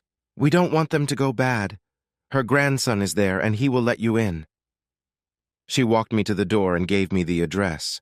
I turned to leave, and she said softly, Eric, I really appreciate you helping Grandma. She reached up and hugged me. You're a very nice person. I gave her a gentle pat on the shoulder and stepped outside. As I walked out of the emergency room, I spotted Cindy and Pierce hurriedly approaching the entrance. I stood behind a concrete column to stay out of sight and heard their conversation. This is very bad, Elliot, Cindy said. This is really bad. I hope he is still here. We have to fix this. We'll tell him we were planning the board meeting. He can't find out about us. I'm not ready for that. He won't figure it out, Pierce replied. He doesn't have a clue. You're wrong, she insisted. He's smarter than we think. Our only chance is that he doesn't suspect anything. Remember, we said we were planning the board meeting. I'll get Julia to say she was with her. I was shocked. I realized how little I knew. I walked to my truck in disbelief. I was 2 blocks away before I thought to check the address Cecilia had given me. I was heading the wrong way. I went around the block and then my phone rang. It was Cindy. I decided not to answer. I finally found the address. It was a small white house with a nice fence around it. I grabbed the groceries and walked up to the door. When I rang the bell, a thin man answered. Are you Samantha Grove's grandson? I asked. Yes. How can I help you? He replied. His voice was a bit higher than I expected, and I felt something was off. She had an accident, and I brought her groceries, I said. She isn't badly hurt, but she broke her arm and has some scrapes. Your cousin asked me to bring these over. I don't have a sister, he said. If you mean Cecilia, she's my cousin. Sorry, I made a mistake, I said. Could you put the groceries away for her? Sure, he replied with a curious look. Would you like to come in? No, I need to go, I told him, feeling uneasy. Wait, are the eggs okay? They weren't, and I had promised her more eggs. That gave me a reason to return when Samantha was home. I drove to Julia's house, and she looked surprised to see me at the door. Paul isn't here, she said, sounding a bit worried. I wanted to talk to you anyway, I said. Just then Paul pulled into the driveway. Well, I guess he's here now, I added. He jumped out and took his briefcase from the car. Hey, buddy, he called. Let's sit on the porch and enjoy the nice evening. Julia, could you please bring us a couple of drinks? We sat down on the porch and Julia came out, giving us each a couple of bottles of beer. She started to go back inside, but I held her hand. Julia, I need to talk to you, I said. She looked worriedly at Paul. I have dinner cooking, she said. Can we talk later? I think it's better to talk now, I insisted. I want to get this done. Suddenly she started to cry. Please don't make me tell Eric, she begged. She's been my friend since the 2nd grade. I don't want to get involved. Paul looked frustrated. What is happening here? He asked. Someone needs to tell me quickly. Cindy is seeing someone else, I said.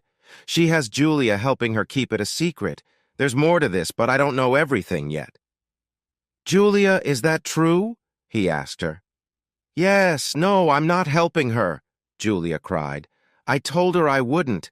This isn't my fault. I'm so sorry, Eric. I wanted to tell you, but you seemed so happy and I care about you. I didn't want to hurt you. I got up and gave her a gentle hug. I understand, Julia. I don't blame you. I would have felt upset if you had lied for her. I'm sorry you got caught in this. You deserve better. I'll make it up to you somehow, but it might take time. She cried on my shoulder. I'm so sorry, Eric. I don't know what's wrong with her. She's acting really odd. Maybe she'll realize her mistake. Do you know how long this has been happening? I asked her. No, I only found out when she called me an hour ago, she said, but she sounded like it had been going on for a while. Again, I'm sorry, Julia. Paul, I didn't mean to drag you both into this. I just knew she was trying to get Julia to help her, and I had to see it for myself. If there's anything we can help with, just let us know, Eric, he said. You know we're here for you. Do you know any good divorce lawyers? I joked. Actually, I do, he said. My partner knows a lot about family law. You should talk to her if you decide to go that way. I thanked them and apologized again. I drove home feeling anxious about going inside. Cindy wouldn't be there, but Olivia would. What was I going to say? I wondered if she knew and was protecting her mother. I had to find out, and that thought worried me a lot. I called Olivia on my way home and told her I would pick up dinner. After getting some food, we sat down at the table. Olivia updated me on Samantha's situation. She had received medicine for her pain and got a cast, and Cecilia had taken her home. We talked for a bit, but I couldn't find the right moment to start the conversation I needed. After Olivia finished putting away the leftovers, I picked her up and sat down with her on the sofa. She looked up at me and noticed the tears on my cheeks. "Daddy, what's wrong?" she asked. "Why are you acting so weird?" "Livy," I always called her that when she was little. "You know I love you very much, right?" "Yes, I love you too," she replied. "But you're starting to worry me. You're not feeling sick, are you?" I chuckled softly. "No, sweetheart, I'm not sick. Is there anything you want to tell me about your mother? I know you two work together." She looked into my eyes and her face changed. "You know, don't you, Daddy?" she said quietly. "Yes, I found out today," I admitted. "Why didn't you tell me, honey?" She began to cry. "Because I didn't have any proof," she explained. "I had my doubts. I talked to her about it, but she just laughed and said I was being silly. I couldn't show her anything except for the time she disappeared and how strange she acted. What are you going to do, Daddy?" "I think it depends on her," I said. "I need to talk to her too. I can't accept dishonesty. If she lies, we might be done. I'm not sure how I can move on from this. Will you stand by me?" "I would do anything for you, Daddy," she said, hugging me tightly. "I'm with you. The idea of my mother lying to me hurts so much. Knowing she might have done this to you makes me really angry. I can't take it." "Yeah, I feel the same way," I said lightly. "But we need to keep calm, okay?" "Yes, I get it, but I'm still very upset," she said. "Maybe we should change the locks on the doors or something." "That sounds tempting," I laughed. "But I think that would just be a temporary fix. She can work with the law to let her back in. Let's see what happens when I talk to her." "I want to be there," she said. "This is my family, too." "Okay, we'll sit here and I'll hold you until she gets home, all right?" We cried together for a long time. I felt like my world was falling apart, and I don't know what I would have done without my baby by my side. It hurt more than anything I had ever felt, but I knew Olivia and I would stay together. Eventually, we cried until we couldn't anymore. We made some changes to our living situation and waited. She got up and brought us a bowl of ice cream, and we watched a movie until we saw Cindy's car headlights in the driveway. She looked very uneasy when she walked in and spotted us. Olivia was still close to me, leaning against me. Cindy tried to act casual. "Hey, you stayed up," she said. She walked over and reached for Olivia, but Olivia raised her hand. Save it, Mom, she said firmly. We know everything. Don't pretend all is well. Eric, could I speak with you alone for a few minutes? Cindy started to head to the bedroom. When she noticed I hadn't moved, she paused. Just a few minutes, she said. No, we're fine, I told her. What do you think you're doing, Cindy? She came back and sat in the chair across from us. I saw her take a deep breath and sit up straight. I have a connection with Elliot Pierce, she said. This doesn't involve us, Eric. We're okay. This is something different from our marriage.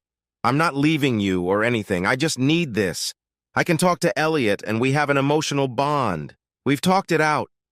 You won't see any change in our lives. I won't ignore you. This is just between me and him. I need something different. I've been happy with you, but I need something different from what you give me. Olivia laughed. Yeah, right, Mom. That's not happening. Olivia, this is not about you, Cindy said. It's between your father and me. When are you moving out? I asked Cindy. What are you talking about? She replied. I'm not moving out. Why would I do that? You need a new place, I explained. After the divorce, we have to sell this house. Olivia and I will find somewhere else. What divorce? She said. We aren't getting a divorce. I don't want that. I don't care what you want, I told her. Your lack of respect for me and your daughter just changed everything. What have I done in 27 years to make you think I would accept this? We are getting a divorce and it will not be easy. Why are you acting like this? Why can't you understand I have needs that aren't being met? She asked. It doesn't have to change anything. I love you and want to be with you forever. Too bad, I replied. I want a partner who is loyal to our family. Did anyone ask me how I felt about this? I don't remember that conversation. When did we discuss this? I didn't hear it, she responded. Did you tell Dad you wanted something else, Mom? This is ridiculous, Cindy said, standing up. I can see neither of you wants to talk respectfully. If you're going to insult me, we don't need to talk. Good. I don't want to hear that kind of talk anyway, Olivia said. When are you leaving, Mom? I've always wanted to have Daddy all to myself. I'm not going anywhere, Cindy shouted. Stop saying that. Oh, you are going somewhere, I told her. Maybe you'll find a better situation that fits your needs. You've told yourself that you're kind and caring, but you're not.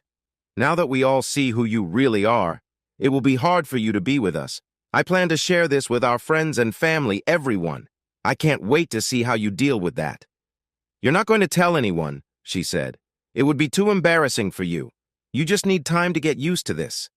I care about you, Eric, and I want to make sure you're okay. Olivia laughed. You really don't get how this works, do you, Mom? You're not going to make him happy. His happiness is now my goal. I felt thankful for her support. Cindy, do you remember George Cooper? Her face changed. This is George Cooper, but for good. Good luck with the rest of your life. You can't bring that up. This isn't like that at all, she said. You're the only man I've ever been with. Olivia and I looked at each other. I was surprised. The question was, did I believe her? Did it matter? I decided it didn't. Well, what's stopping you? I asked her. You are, she replied. I need you to accept this. If you truly care about me, you'll be happy for me that I found this way to express myself. He doesn't mind that I care about you and that I'll always be here for you. This is just about me meeting my emotional needs. Olivia was clearly upset. Oh my God, she exclaimed, laughing. Mom, I never knew you could be so naive. Where did you get that idea? Did that person Elliot fill your head with that? You're making some strange choices. Cindy turned red with anger. Olivia, go to your room, she said firmly. I won't have you disrespecting me like that. Really? I'm 25 years old. I'm an adult, Olivia replied. You can't send me to my room. I help support this household just like you. I have my own space. Why don't you think about where you stay? Maybe you should consider your own choices. I'm not very forgiving. I don't like dishonesty, and I hope your decisions were worth it. Did you know he has shown interest in all the women at the hospital, even your daughter? That's not true, Cindy shouted. He cares for me. You're just saying that to hurt me. Why are you both being so difficult about this? Don't you want me to be happy? I needed to step in before things got worse. Cindy, you're making your situation harder with what you're saying, I told her. You should think about how you're approaching this. I understand you want to find your happiness. If that means exploring new paths, go ahead. But you need to face the truth of your choices. You broke our agreement, and if pursuing someone else was part of that, you made a clear choice. We haven't done anything, she insisted. There's no reason for all this. You misled me, tried to involve Julia in your lies, and you were supposed to take care of an emergency. I think the authorities would not look kindly on that. There could be consequences. We didn't do anything wrong, she said, getting worried. Do you really expect us to believe you? Olivia said. You've been dishonest about everything else. I haven't done anything. I'm not lying, she replied. Why should we trust what you say? I asked. Your past actions make it hard to believe you. When dishonesty comes in, trust disappears. Worse, you tried to pull Julia into your plans. I heard those talks. Maybe it's time to think about your choices again. I'm not going anywhere, she declared. You'd probably change the locks while I'm out. Olivia and I shared a look, trying not to laugh. Cindy did not like our reaction. I don't find anything funny about this, she complained. It's not funny, it's sad, I said. You are making choices that don't look good for you. Now, if you don't mind, Olivia and I have other things to do. Cindy argued and showed her anger, but Olivia just turned up the TV. After some time, Cindy went to the kitchen, warmed up some food, and tried to sit with us on the sofa. We moved to my recliner to make room. Eventually, she had enough. Great! Just act like kids! I'm going to bed! She shouted. When she got to the bedroom door, she found it locked.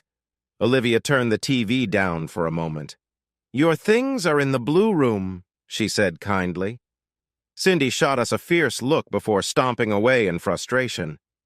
After she left, I enjoyed a sweet moment with Olivia before we settled in for the night. I left for work early the next morning, and Jack told me to take the day off. This was a good thing because I had a meeting with Paul's partner. Her name was Jasmine Albright, and she really stood out.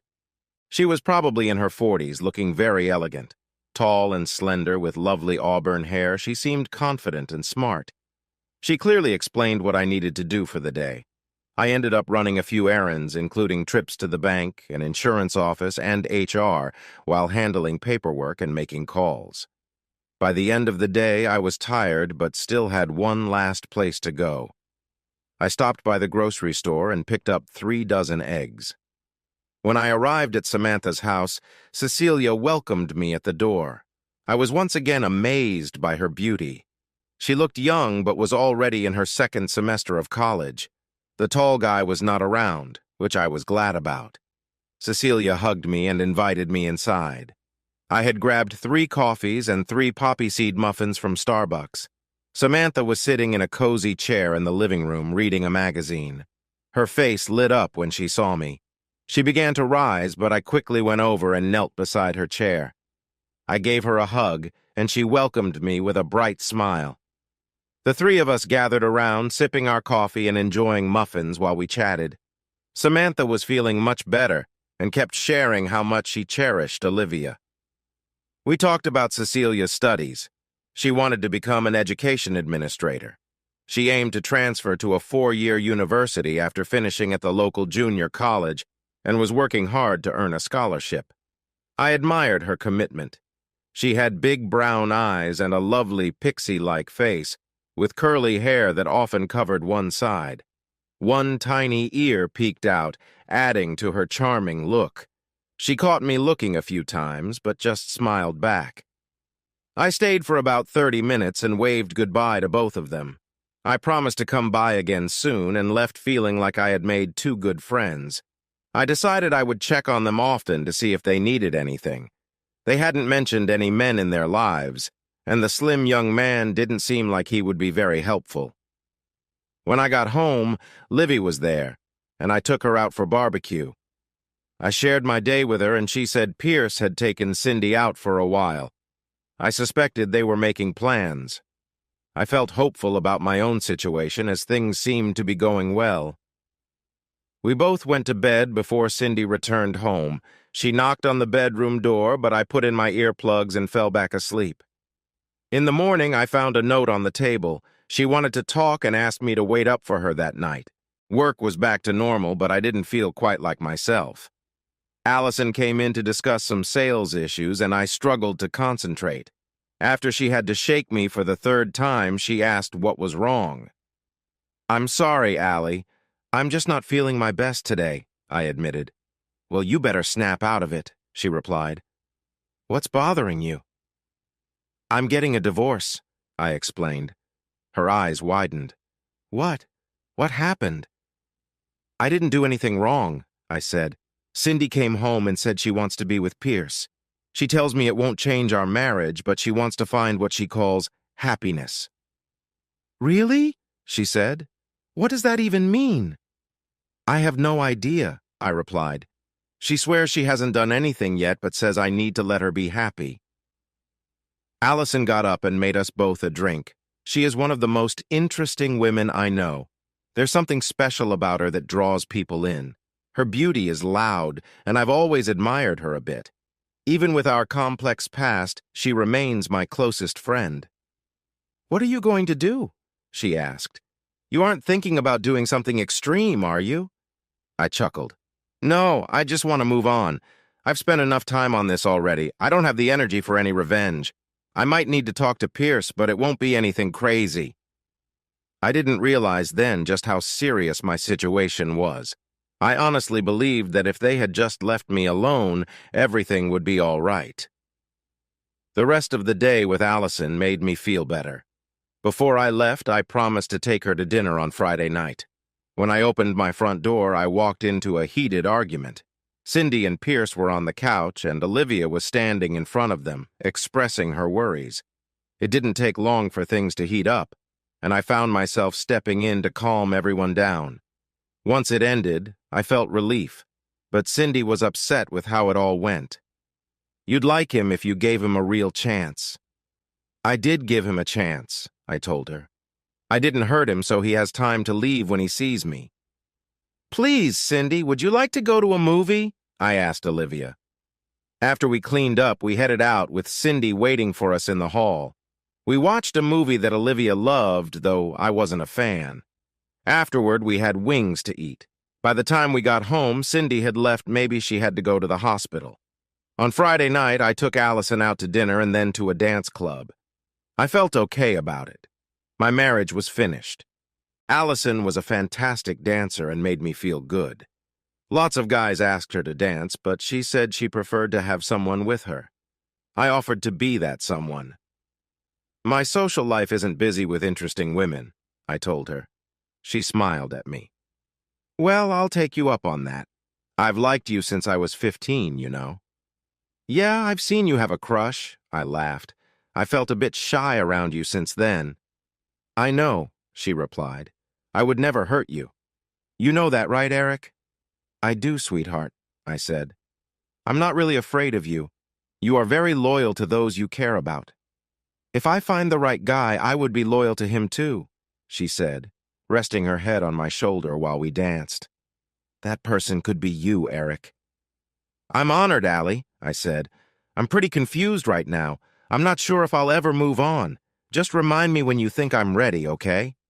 "You can count on me," she said.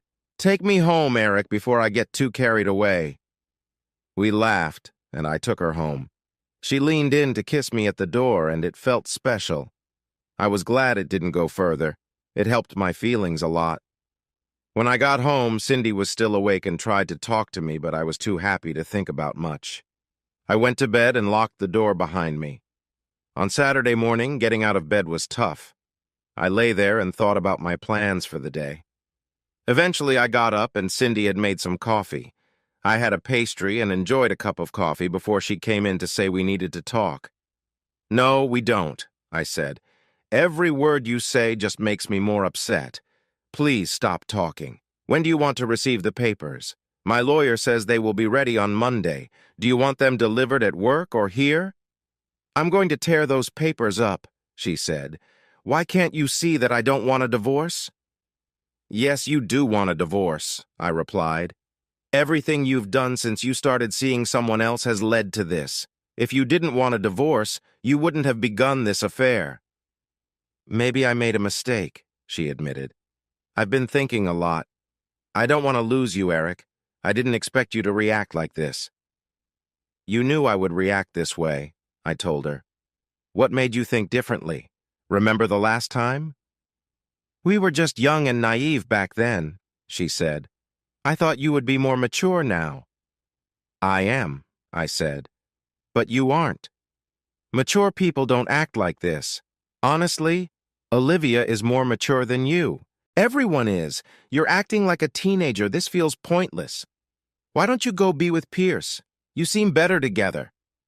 I went outside and started the lawnmower while she sat on the deck watching me. After mowing the backyard and the front, I tidied everything up. Olivia came out to swim, and we had some fun splashing around. She had a date that night, and I thought about how to distance myself from Cindy. I called Cecilia and asked if I could bring her dinner. She seemed happy about it, so I spent most of the afternoon cooking. I enjoy cooking and went all out. Cindy asked me what I was making a couple of times, but I just ignored her. I packed everything up and drove over to their house. Cecilia helped me warm things up and opened a bottle of wine I had brought. They liked my cooking, and I even baked a chocolate cake, which turned out really well. I felt relaxed with them, and our conversation flowed easily. Cecilia suggested we take a walk, which I happily accepted after the big meal. As we strolled, she took my hand, and it felt nice. She walked along cheerfully, talking away and completely charming me. I put my arm around her and enjoyed the moment. Then I felt a wave of sadness wash over me. I remembered all the walks I had taken with Cindy. Cecilia must have noticed my change in mood because she looked up at me and asked, "Are you okay, Eric?" "It's nothing about you," I said. "I just want to enjoy our time together." "I'm a good listener," she said kindly. "My wife told me last week she's seeing someone else," I confessed. "She says they haven't been close yet, but I find that hard to believe. The idea that I should be okay with it because it's something she needs is really confusing." "It's understandable to feel this way," she replied gently. "I just want to feel happy and fulfilled." "Oh my goodness!" Cecilia exclaimed. "I'm really sorry to hear that. How long have you been married?" 27 years, I said. I don't know if I was just unaware all this time or if she's really changed. I needed a break from her, and I know I put you in a tough spot. I apologize. "Don't worry about that," she said.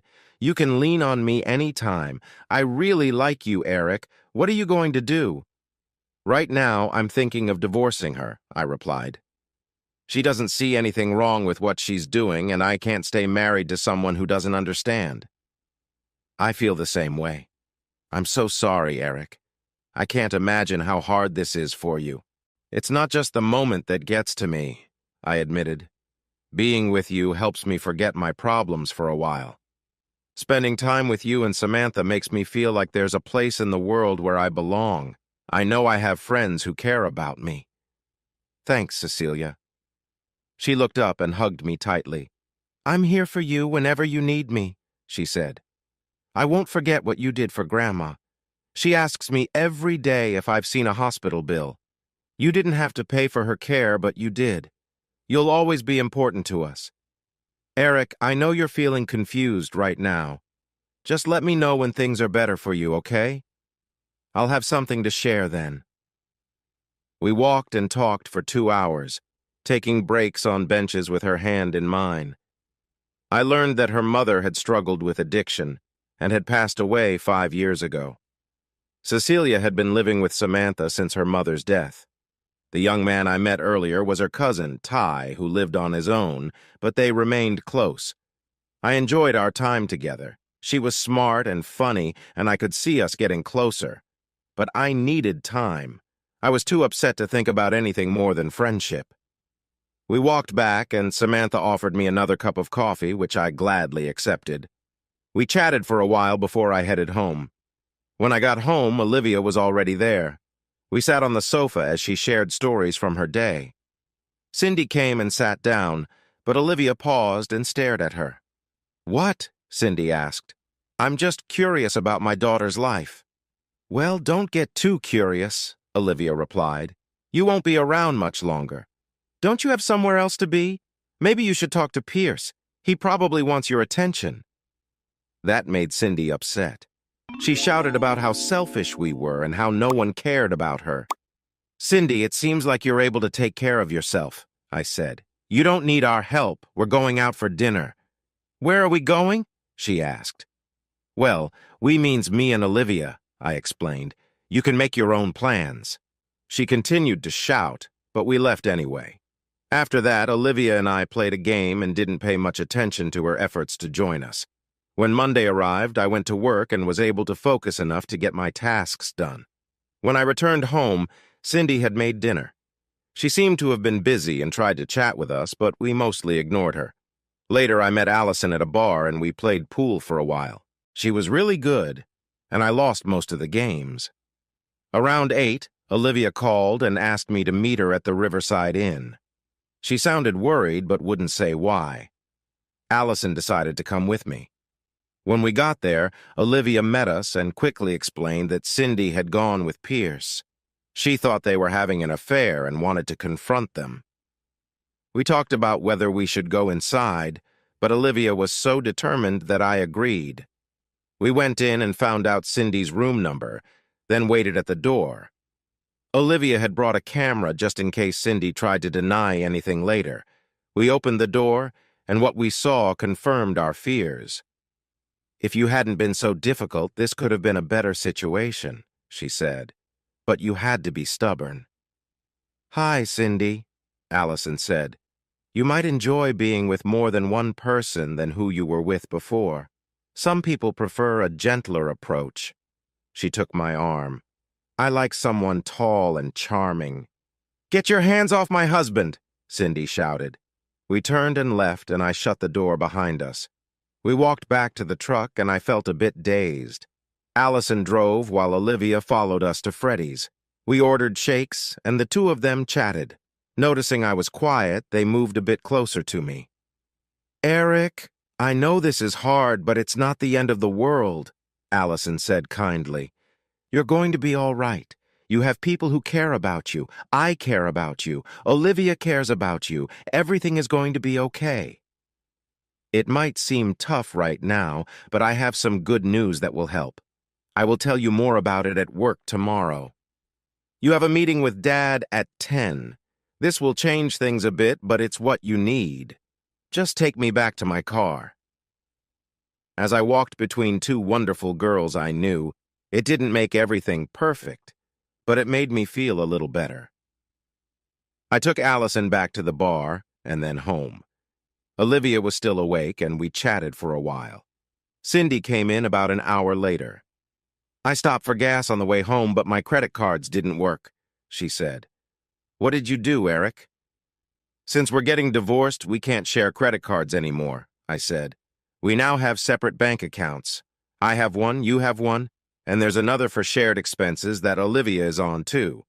I put half of our savings and half of our investments into your checking account. If you need new credit cards, you have to get them yourself. The server mentioned you tore up the papers too. I suggest you get new ones and sign them. If you don't, I might have to tell your parents about what's going on." "You're so mean!" she shouted. "How am I supposed to get new papers?" "That's for you to figure out," I replied. "I gave you the first set. I've made an appointment with a real estate agent to find out how much the house is worth. You have two options. You can buy me out or I'll buy you out. But remember, you might not be able to make the payments if you choose to buy me out." "I'm not doing anything," she said. "It'll take a long time to finish the divorce. I don't see why I should act until then." "It's going to take about a month," Olivia told her. "No, it won't," Cindy insisted. "I know it usually takes longer." "We're going to file for a simpler divorce," I explained. There are no kids involved, I won't pay spousal support, and we'll agree on how to split our property. I'm giving you half of our belongings. Our last meeting could be set just 20 days after we filed. You make 3 times my salary, she shot back. You should be supporting me. I have proof that says otherwise, I replied. And if you keep going this way, you might lose your job and face problems. She shouted in anger, and Olivia and I stepped back to our rooms. Somehow she got the papers signed, and we arranged the meeting. I prepared all the documents for sharing our things, and she agreed to those too. For 27 days, she claimed she didn't want a divorce. She said she loved me, and that this was all a misunderstanding on my part. As the meeting got closer, her anxiety grew. 3 days before the meeting, she left a note asking to talk with Olivia and me and requested that we stay up for her. After a quick shower, she came back and offered us a drink. She asked us to sit at the kitchen counter while she made dinner. I could see she was nervous and unsure of where to start. She took a few bites of her meal and looked at us. It felt strange. We had been in similar situations before. Finally, she sighed and spoke. Eric, Olivia, I want to say I'm sorry to both of you, she said. I've made some serious mistakes. I never thought it would come to this. I misjudged you, Eric. I thought you would understand and support me. I see now that I was wrong. I understand. No, you don't, I answered. This wasn't just a mistake. You still haven't taken responsibility for what you did. The problem isn't my lack of understanding, it's your dishonesty. It was just an emotional need I had. Why can't you see that? She begged. I love you, Eric. I always have. Why are you acting so childishly? Well, I remember when we promised to support each other. You knew your actions were wrong, and this isn't the first time. It's not about my support. It's about your dishonesty. Oh, please! She was getting upset. What about all the time you spend with Allison? I know what's been going on. You don't know anything, I replied. I've never done anything wrong with her. I thought about it, but I didn't because I was devoted to you. I loved you deeply, and the idea of hurting you kept me from ever being with anyone else. I've never been with another woman since we decided to be together. This is all on you. I don't believe you, she said. I do, Olivia said. It's you I don't trust. Of course, Daddy's little angel, Cindy shouted. You've always taken his side and disliked me. That's not true, Olivia replied. You're just upset with everyone around you because of your choices. Now you say you're apologizing. For what? For being found out? You don't understand what you're saying, Cindy yelled. Sure I do, Olivia chuckled. I've seen the video. It's disappointing, Mom. Is this really what you gave everything up for? I didn't throw anything away. She started to cry. I never wanted any of this to happen. I don't want a divorce. I love you, Eric. Can't you see that? No, I just see someone who needs to meet her own needs no matter who gets hurt, I said. Are we done here? No, Cindy sobbed. What do I have to do to make this right? I'll do anything you want. Please don't leave me, Eric. I don't think this can be fixed, Olivia said, but I will let Daddy speak for himself. Eric? She looked at me with hopeful eyes. Okay, don't sneak around, don't date other men, don't lie to me, I said. Oh, wait, you already did all of that. It's too late, Cindy. We had some good years. I'm not trying to hurt you. I'm willing to share half of what we have, but not Olivia. Thank goodness she's an adult now. I'm keeping her. I don't want anything half-hearted. I just want you, Eric, she said as she walked up the stairs, looking defeated. I felt a bit sorry for her until I remembered what had happened. 3 days later, the divorce was official, and Olivia and I moved into our new place. We found a nice 3-bedroom condo near the hospital where she worked, not far from my job either. We went shopping for furniture and made the place feel like home. I decided to sell the old house, and Cindy was not happy.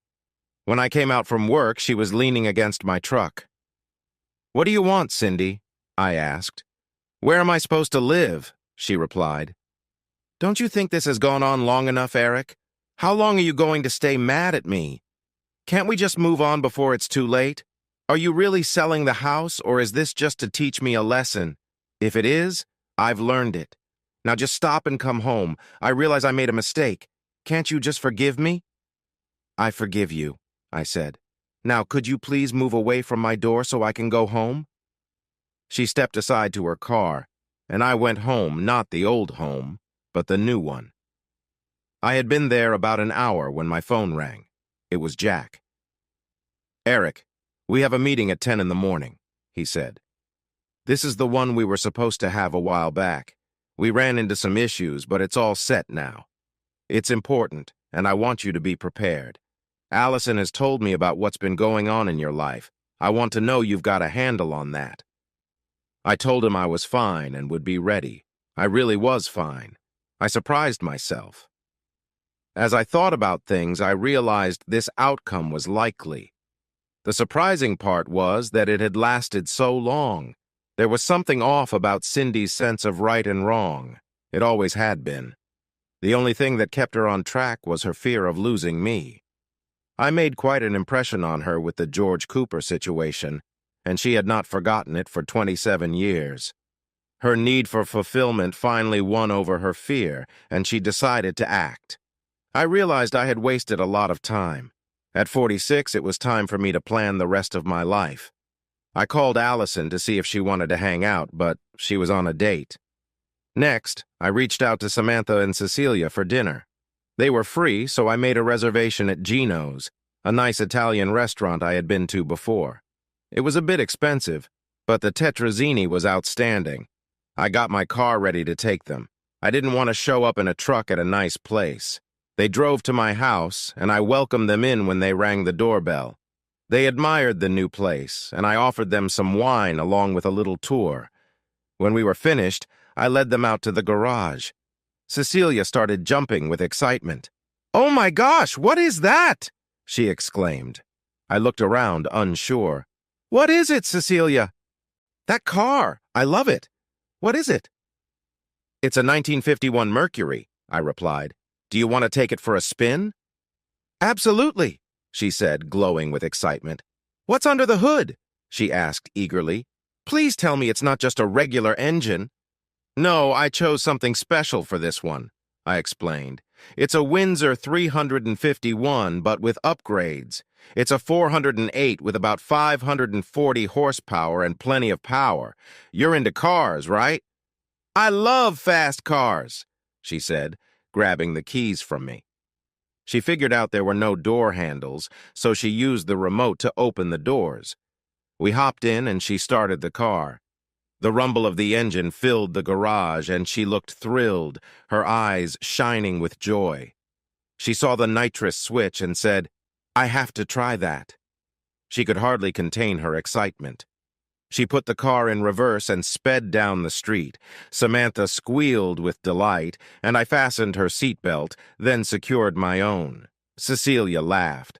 "Are you nervous, Eric?" she asked. "Very," I admitted. She was a skilled driver, going a little faster than the speed limit. When we reached an open stretch of road, she looked at me with curiosity. I glanced at Samantha, who was beaming. "Hang on tight," I instructed her. Cecilia sped up, and we felt a thrill as we zoomed along the road. When she lifted her foot off the gas pedal, her face showed pure joy. "Thank you, Eric," she said with a bright smile. "I've always wanted to experience this." "Anything to make you happy," I replied. She gave me a playful look that made the moment feel special. After a lovely dinner, I said my goodbyes and helped them to Cecilia's car. Samantha hugged me tightly and whispered, "She really likes you, Eric. Be good to her."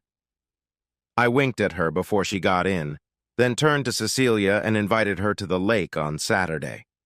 She took a moment to think, but then agreed, and we decided on a time for me to pick her up. Just then, Olivia drove up and greeted us. I sensed something was a bit strange, but they chatted for a while. She took my arm as we waved goodbye. "She's so sweet," Olivia said. "The age difference makes me a little worried, Dad." "I'm still doing fine," I reassured her. "True, but she's hurt her arm," Olivia teased with a smile. I laughed and said, "I think Samantha is a bit too much for me." I hugged her gently. I love you, sweetheart, I added. Me too, she replied. We went inside and she shared stories about her day before we headed to sleep. The next morning I felt unprepared for the meeting ahead.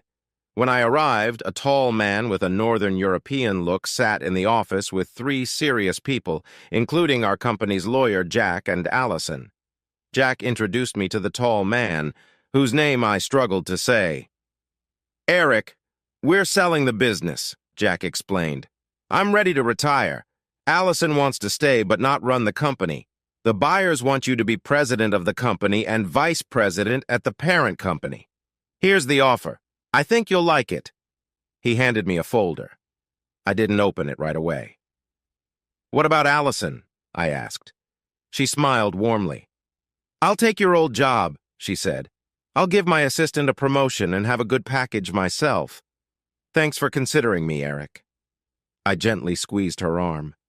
Okay, I'll look at it, I said. When do I need to decide? I had 2 weeks. That night, I took Allison out to dinner. Afterward, we enjoyed some dancing. While we were resting after a fun song, I noticed Allison's face change. She was looking over my shoulder.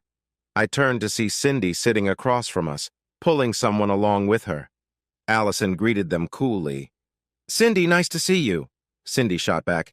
Allison, I don't think you should be calling anyone out. I know you're past. You sure moved on quickly, didn't you? I believe we got a divorce, Cindy, I said. That means I'm no longer your husband.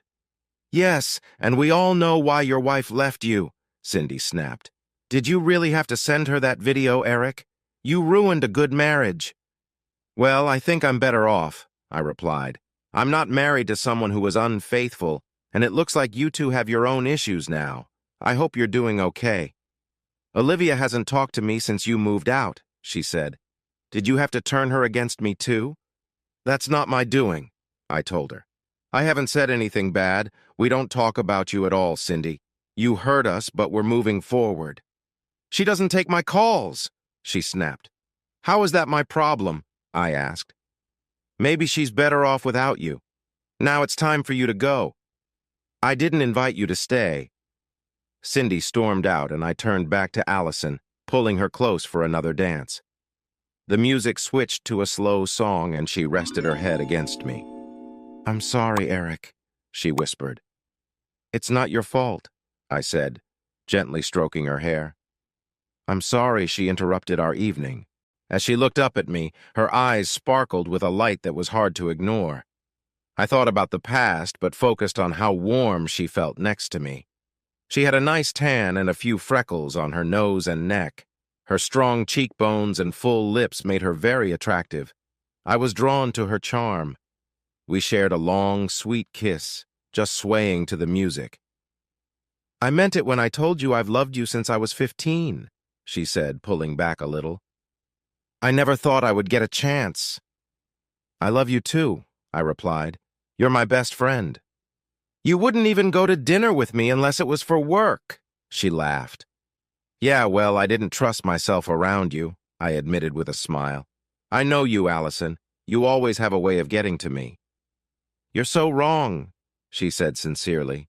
I've been looking for someone like you all my life. You make it hard to find someone else. I would never hurt you, Eric. I think you see me differently than I really am, I told her. I'm 10 years older than you, and even though you look so young, I have my own struggles. Yes, I know all about that, she said. I've spent years working with you. Sometimes you make me frustrated. You're very determined when you believe you're right, but you would do anything for the people you care about. You don't know how attractive you are to me. You've matured a lot lately. The age difference with Cecilia doesn't seem to bother you. I looked at her, surprised by what she said, and she laughed. Your daughter is my best friend, she reminded me. Please take me home, Eric, she said, her eyes focused on me. As we drove, the atmosphere between us was lively. At a stoplight, we shared gentle kisses, enjoying the moment. Her joyful spirit and warmth sparked something inside me. I've wondered about this for a long time, she whispered softly, looking curious. It's lovely, Eric. Her words filled me with desire, I knew this moment was rich with unspoken potential. "Take me home so we can explore this connection," she said. "No commitments, just two people who care about each other. If it leads to more, I'm open to that too." "Are you sure?" I asked cautiously. "Definitely," she replied. "I've waited years for this opportunity." Once we were inside her apartment, the air felt charged with excitement. She removed her shoes at the entrance, and the familiar trail of clothing guided us to her bedroom. I admired the confident and beautiful person she had become. She turned to me, a playful smile on her face. "Do you like what you see?" she asked, clearly enjoying the moment. "Absolutely," I said softly, stepping closer. The bond between us was clear, and in that moment nothing else mattered. It's so hard to describe her eyes. They didn't fit into regular colors. Hazel comes close, but even that doesn't capture their beauty. There was a bright mix of gold and orange, fading into soft gold on the edges. Amber is the only color that somewhat fits. "What?" she whispered. "I just wanted to see your eyes," I told her. Her cute little nose scrunched up and she giggled. "I was hoping you might want to talk about something more." "I do," I answered her. "I've always loved your eyes." I kissed them lightly and brushed my lips near her ear. She shivered, and I moved down her elegant neck, giving gentle kisses. When I reached the little space between her collarbone and neck, she sighed again. Her fingers found their way into my hair as I kissed her softly along her collarbone, feeling the warmth of her skin. She quivered slightly, and I could sense our closeness growing as I kissed her upper chest delicately, keeping her near. I focused on her steady breathing, feeling her excitement as we embraced. Her presence felt special to me, and I cherished every moment. The warmth of her touch and the sound of her soft breaths created an atmosphere of closeness that didn't need more words. As I held her closer, I admired her graceful form, savoring each moment without hurrying. The calm rise and fall of her breathing filled the space between us with quiet connection and shared affection. We stayed like that for a while, simply enjoying the stillness and being close to one another, letting the night unfold naturally. The comfort of our closeness and the tenderness we shared was all we needed. "I'm okay now. Let me feel it." I gently pulled back, and as she held me, I felt her warmth.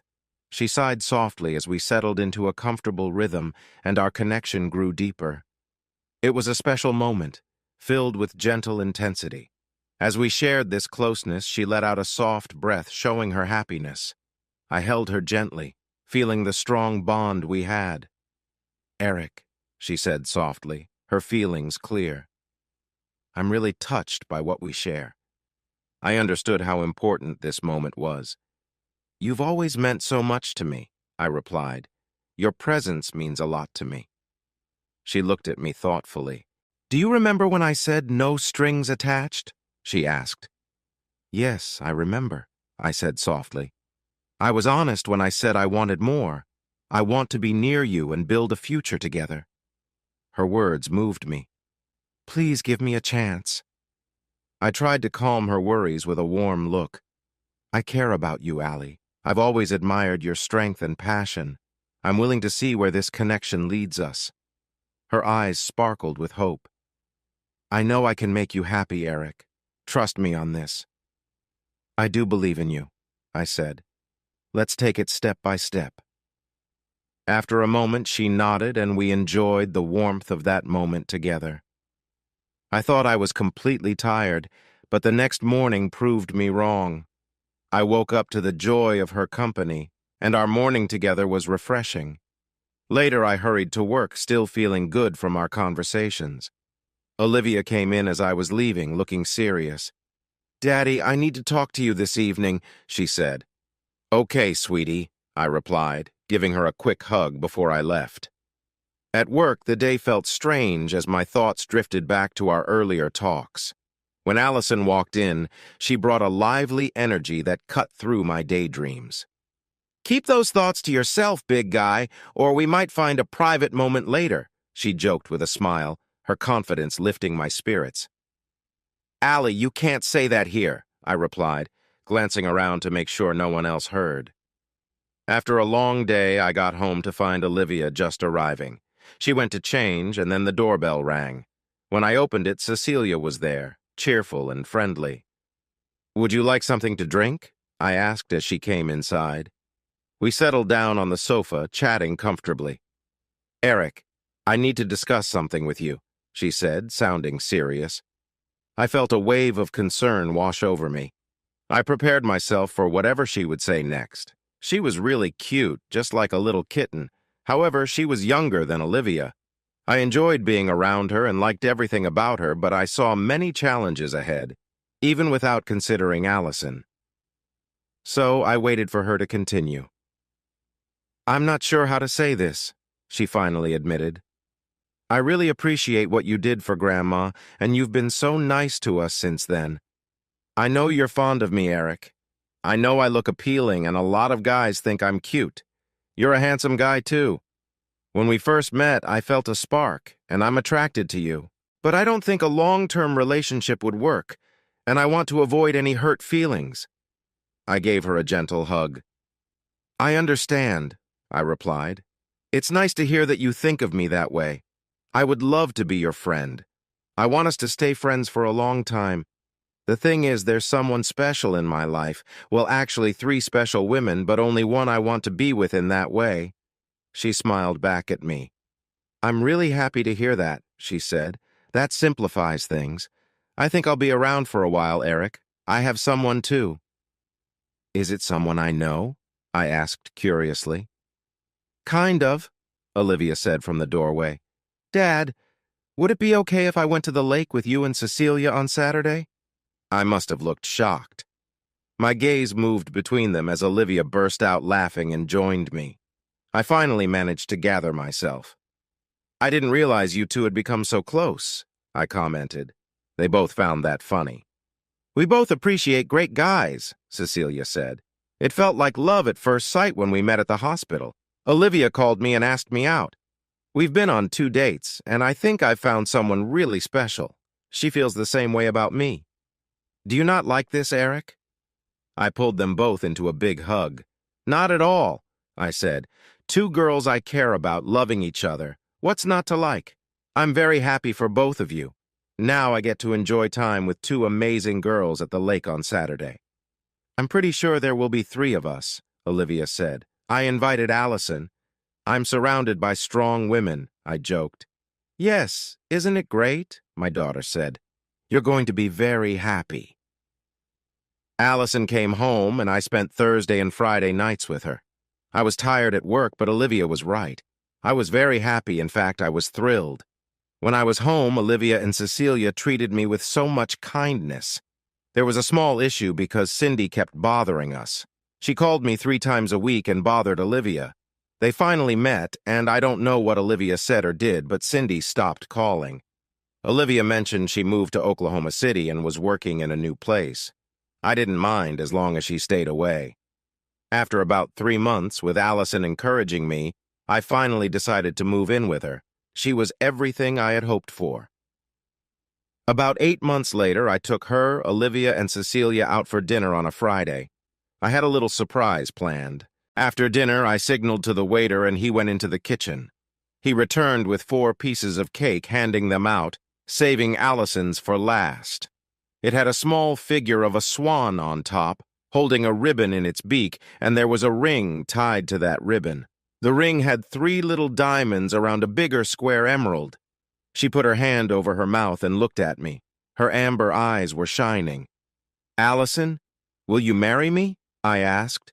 "Oh my God, yes!" She nearly leaped into my lap.